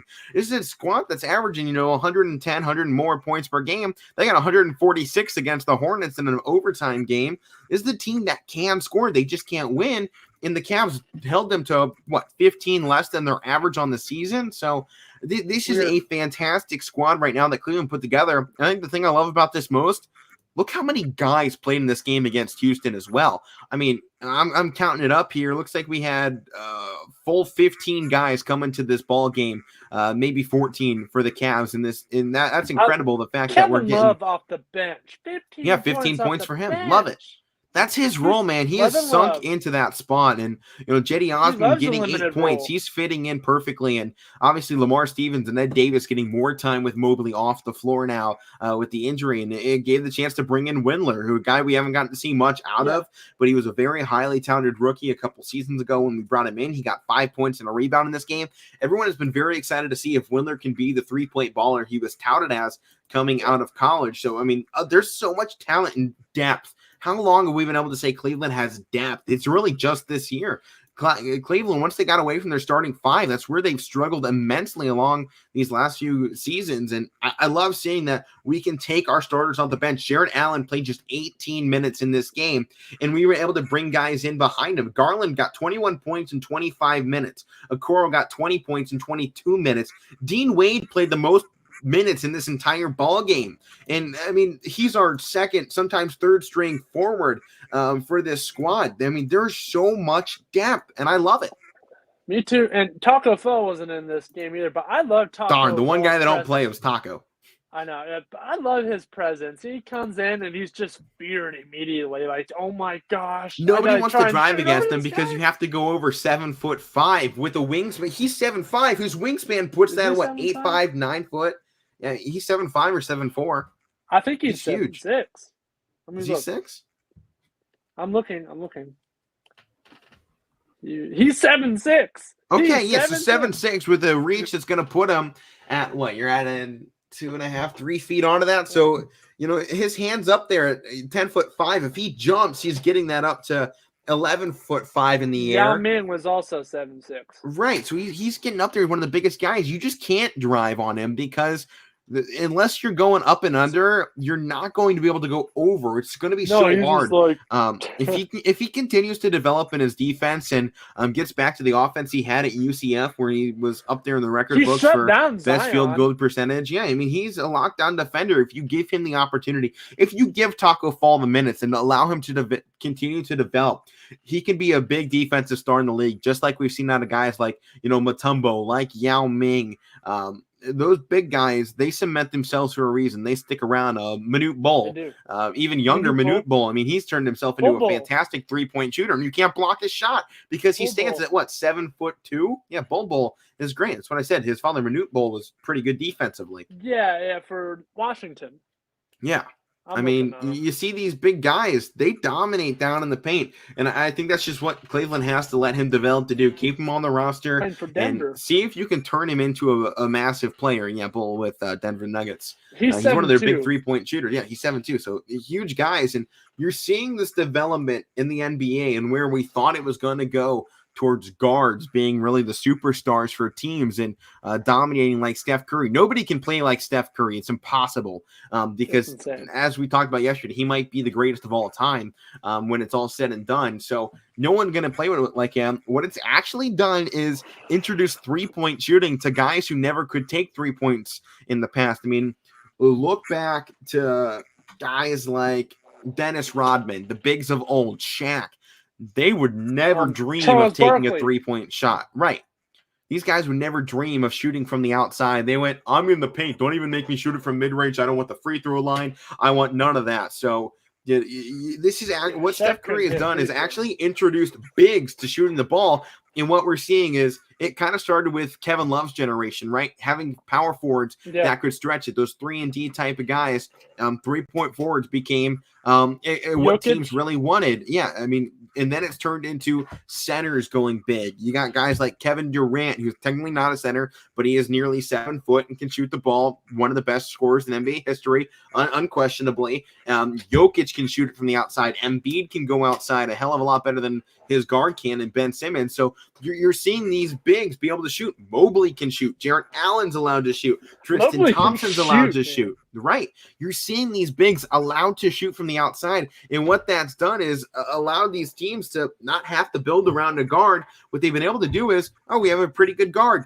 Let's go find what else we can get out of the big department from 3, and let's spread this floor out and just stretch teams so thin that they're exhausted trying to cover us. And that's really what you feel this Cavs squad has done. They went big this offseason. They brought in guys like Markkanen, who can shoot from the outside. He's a 3-point threat. He's not necessarily a lockdown defensive player, but he is great shooting the ball. Dean Wade has some shooting ability. Lamar Stevens got kept on this team because he can shoot a little bit from the outside, and he can also drive and dribble, and he's a fantastic defender. That's why he's on this team. This team built around players nearly exactly like Kevin Love, but more athletic. Yeah, and I think that's the perfect description. Everyone on this team is very similar to the style of Kevin Love, but they're all more athletic. They brought in 1,000 athletic Kevin Loves. Kevin Love last night with the block, too. Right. Sweet. Kevin Love is by no stretch of the imagination a schmuck anymore like he kind of has been the last few years. He says he's having fun. He's embraced this new bench role. He's really kind of adapted to not having to be that guy. And I think that's why he got injured. His mental health was deteriorating. He's like, all the weight of Cleveland was on his shoulders. He's the only one left of the big 3, right? He felt all that pressure, and now you got all these young guys coming. They went, yo, man, sit on the bench. We got this. This is our city now. And he's like, you know what? Alrighty. Somebody else carried me to a title. Let's do this again. This was fun last time. I think he doesn't. I think he plays better when he isn't your number one guy, and I think that's what we're seeing again. Is he's not being counted on to be number one. He can be number one without being your number one. I know that sounds like a confusing sentence, but I mean that's exactly what the Cavs have done. They've just allowed him to do whatever he wants, whenever he wants. They don't have to feed the ball through him. They don't have to get it to him every time.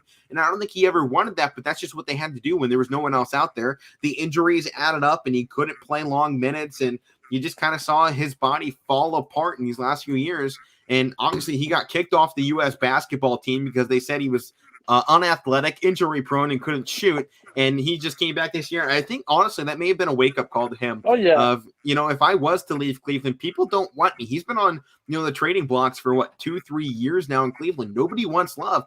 I think this turned into a wake-up call for him. It's like, you know what?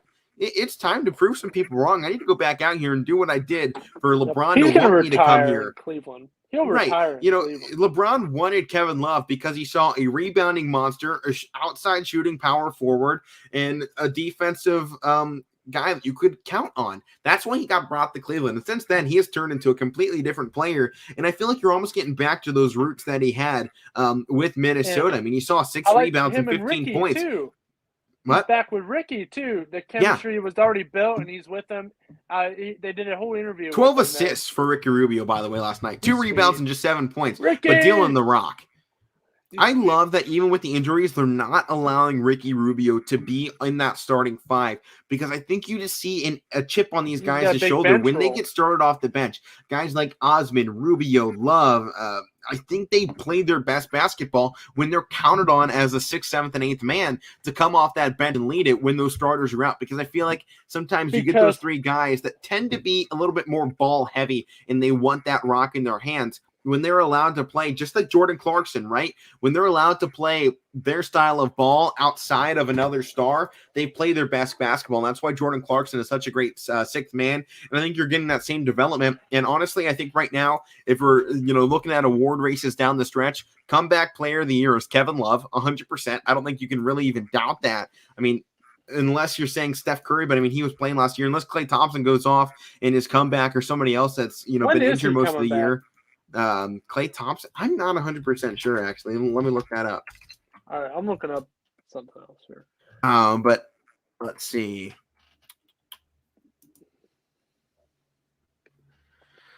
Oh man, I'm still looking through here. Looks like they've both been playing with the Santa Cruz Warriors.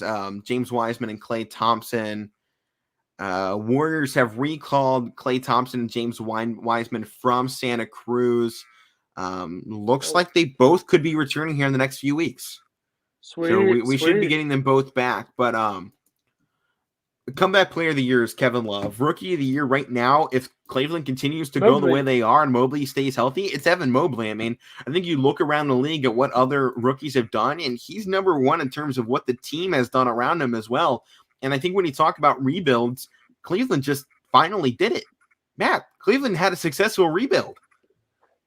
I think you can say this. If they finish in the playoffs this year, that's a successful rebuild. They did everything they needed. If we lose some guys in the offseason, then I think the questions open back up. What can they do then? Will they fall back down? But even if this is a one-and-done year, they successfully put together a team that can win ball games without LeBron James. And that has been the question over the last 21 years.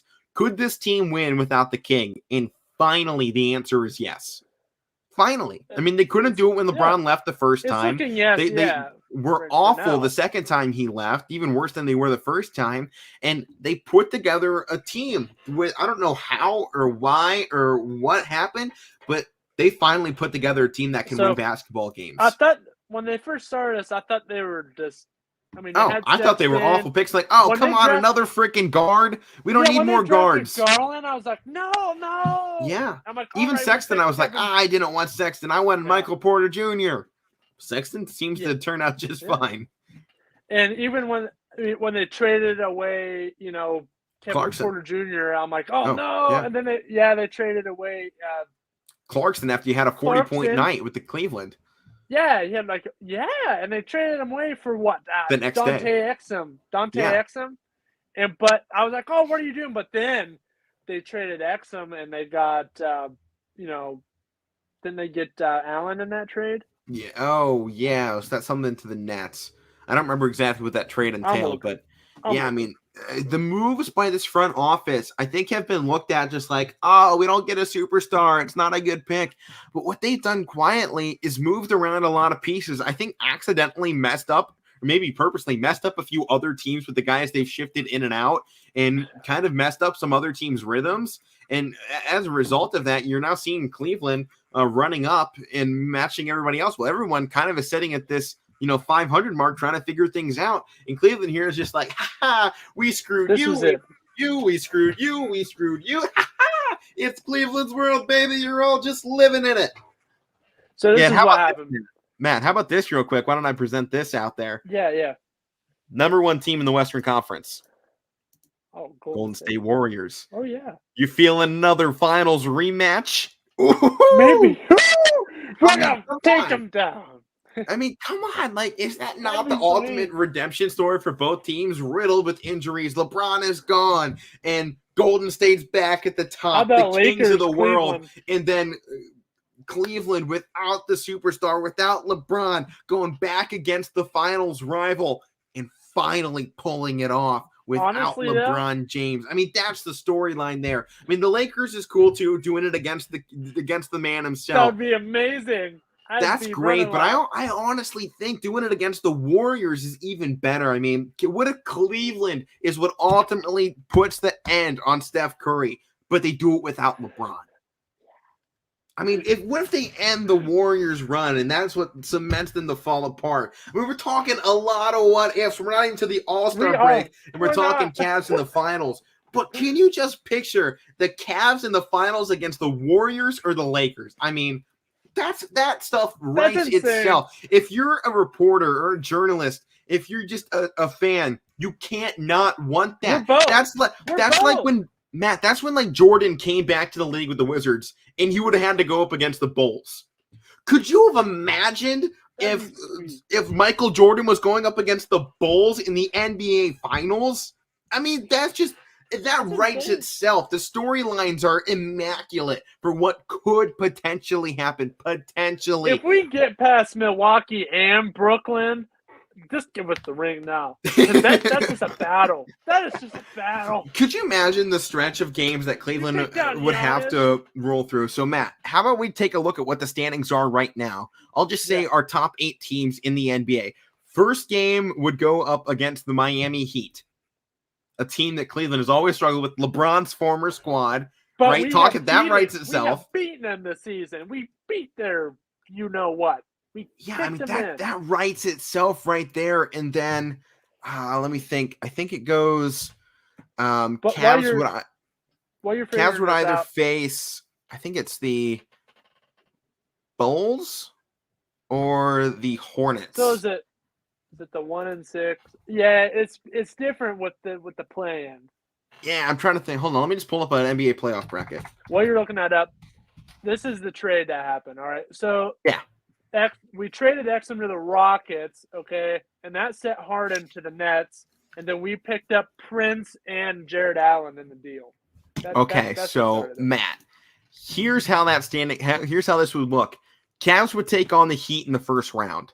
In the second round, they would take on the Nets. In the third round, if they're playing the highest seed, they would take on the Bucks. Brilliant. And that would be your Eastern Conference final, would be the Cavs versus the Bucks. And then an NBA Finals against the Golden State Warriors. Or Phoenix. Phoenix. Right, or Phoenix, or whoever else comes. Great NBA Finals. I'm just saying, if the highest seed won in every matchup, that's what I was going off there. Because obviously you get the chaos of the NBA Finals, and that can change up, and it could be the Cavs versus the Wizards in the NBA Finals or in the Eastern Conference Finals. Yeah. Well, how about this? Let's go Wizards versus the Nuggets. Wizards versus the Nuggets have the 2 8 seeds in the NBA Finals. That would be hilarious. That'd be funny. But I mean, I just think you look at that and you just go, Cleveland could have a miracle, man. You know, we had the miracle of Richfield, the shot, the block. I mean, so much history. They've been so close. Matt, Cleveland has been so close so many times. They had the team in the 90s that could have done it, but Jordan was there. They had the teams in the 2015s, but Steph was there. and now they have a team here in the early 20s. They could be the team that upsets other teams. Like we could be Michael Jordan, and we could be the Steph. That's what you're saying, right? Like we could be that team. That'd be so awesome. I'm more saying this is if Karl Malone beat the Bulls, Matt. This is what that is. If the Jazz had actually beaten the Bulls, that's what this feels like with Cleveland. We're not supposed to win this. We got the mailman. I mean, we got nobody. I mean, we got young Bulls out there playing basketball. We don't have Steph. We don't have Klay. We don't have LeBron. We don't have Kevin Durant. What we have is some dude called Evan Mobley out of USC, a rookie. We got some punk kid named Darius Garland. We got Grandpa Kevin Love. We got a short center in Jarrett Allen. We got Lauri Markkanen, who was a Chicago Bulls reject. What does this team have that you can be like, that is an NBA Finals squad right there? They got some 6'6" small forward out of Auburn who came out of college, couldn't shoot a three to save his life.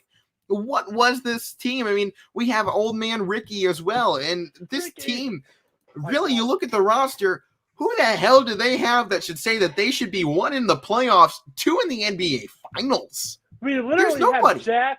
Listen, we literally have Jack and the Beanstalk on the same team. Jack is Ricky Rubio, and the Beanstalk is Taco Ball. I mean, you just look at this team. They don't look like they should compete with anybody. And we got the Magic Beans right now. We got them. They better not sell it for some prized count, because you know what? This team, they have something special. And it's, Matt, what do we always talk about in March Madness in college basketball, right?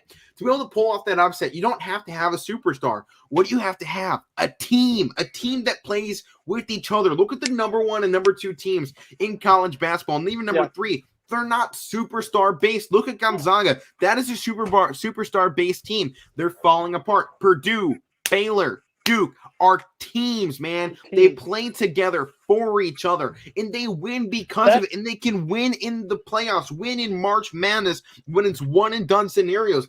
That is what Cleveland has. They have a team that wants to play for each other. They are playing for the brother beside them and, man next to him. They are playing for each other, and that's something we haven't seen in Cleveland since the 90s. Even when LeBron was here, they weren't playing for each other. They were playing for LeBron.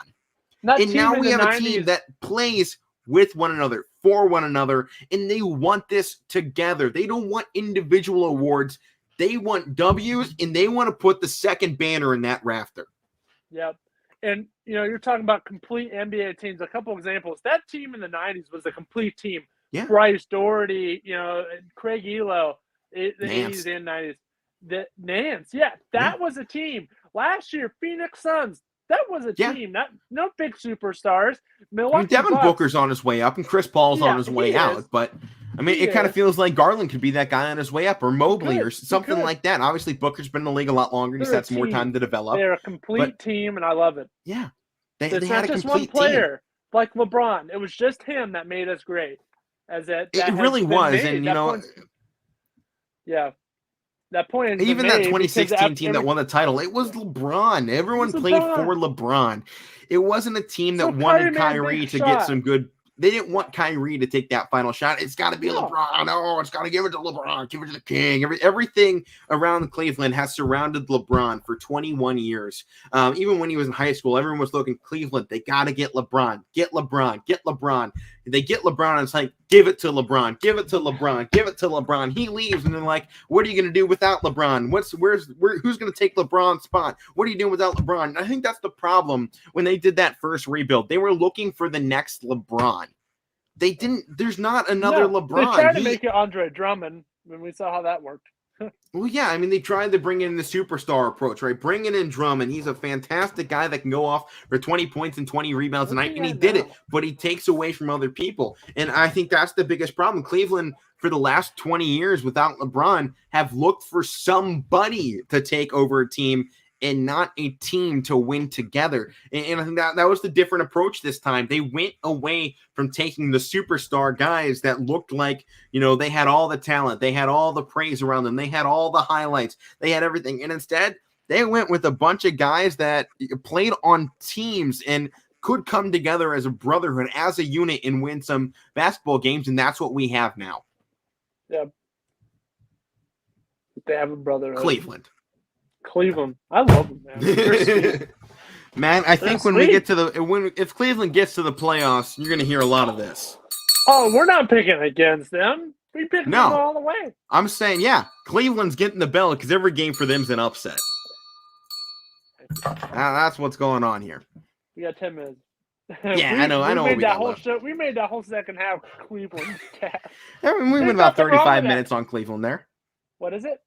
About 35 minutes on Cleveland. About 35? Okay, yeah, we went a little bit over with the bowl games, and now we talked about Cleveland. Well, what else we got here? Well, last up, but certainly not least, let's talk a little bit about National Signing Day from this past week. A lot of big names going across the board. Now, I specifically want to look at YSU. We got a lot of guys that signed on day one of National Signing Day. A good class, obviously headlined by Bo Brungard. That's the number one guy everybody wanted. Bo Brungard. He commits in, and then Dylan Dominguez followed suit. He came to YSU, following in his brother Ethan Dominguez's footsteps, coming back here, keeping the family at YSU. I love it. I love to see family ties here. And I mean, technically, both of our starters potentially could be in the running for, having those family ties. Bo Brungard, no guarantee because this YSU squad, they brought in another quarterback alongside him. They're going to make him fight for that number one spot.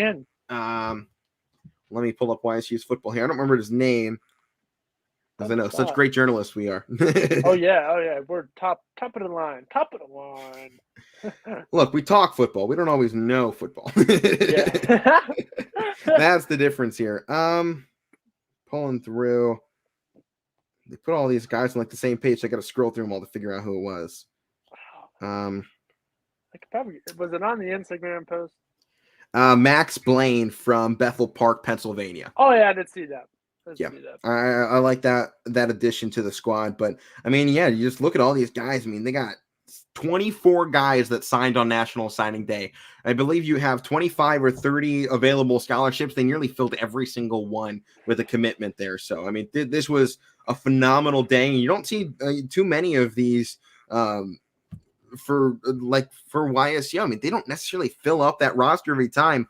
They did this here, and I like this one. Nate Dameron, the tight end out of Elyria, big moment. He went to Indy Catholic, but I like him. I like bringing in a big tight end. I'm all about tight ends. Obviously, Bo Brungard, Michael Boyd Jr., defensive lineman out of Georgia. I mean, the fact that we're taking guys from places all the way in Georgia, I love to see the pipelines. We got a defensive back in Ezekiel Blake out of West Palm Beach, Florida. Obviously, Max Blaine out of Bethel Park, PA. Got Joe Blahovich out of Greensburg Central Catholic in PA. I mean, they were bringing in guys from all over, and they brought out Jack Kennelly from Elyria, and Elyria had some great football this season. I think it was some really good pickups here, and I think one thing we're seeing from YSU this season is they weren't afraid to just load up on the roster. I don't think they're afraid to make cuts now, and I think that's one of the biggest things.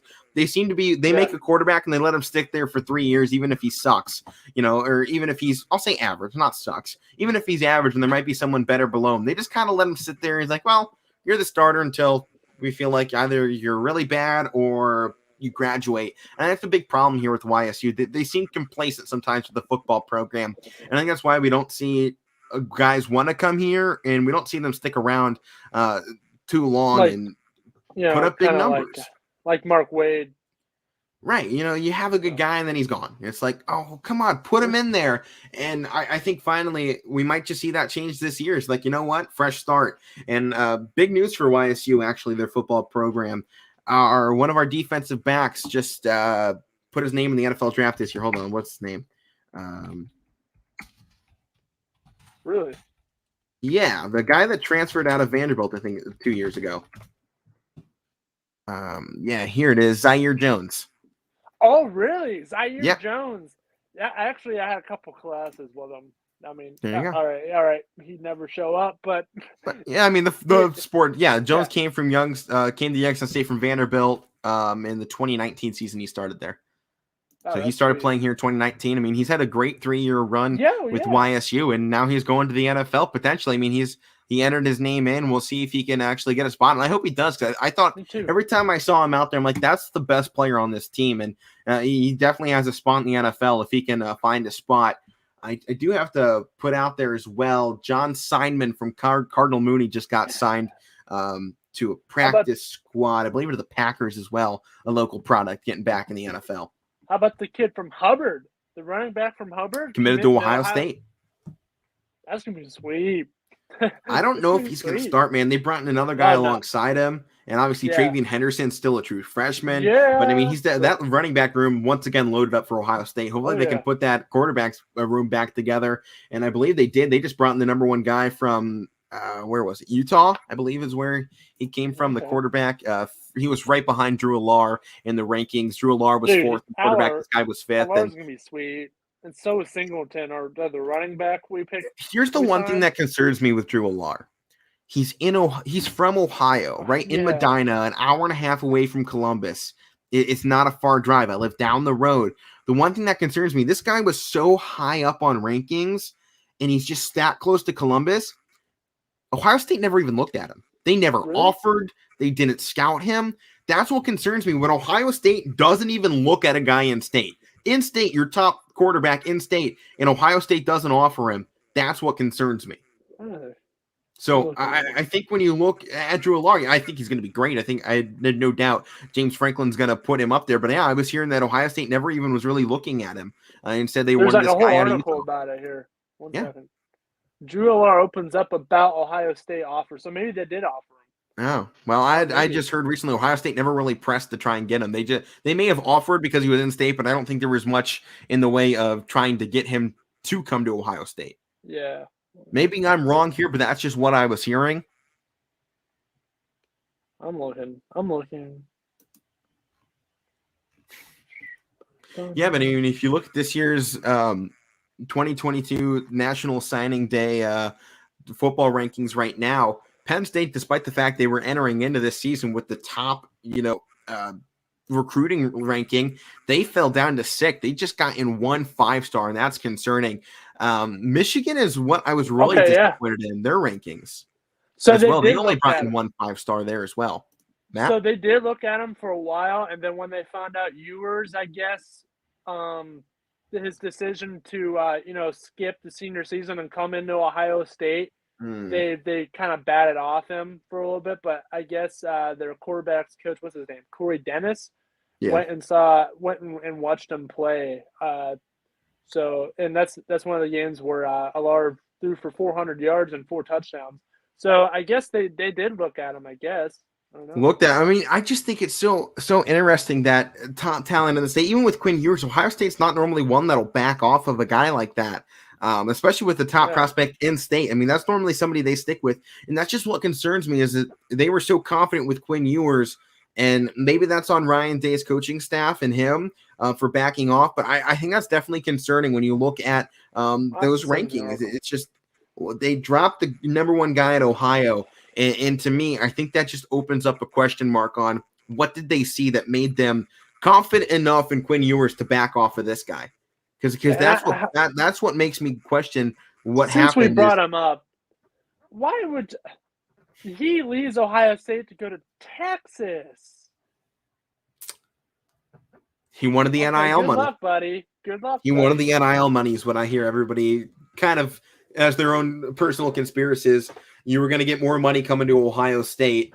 And, I mean, he wasted a redshirt year, I guess, but he probably has a good chance to be the starting quarterback at Texas, start the era of Steve Sarkisian.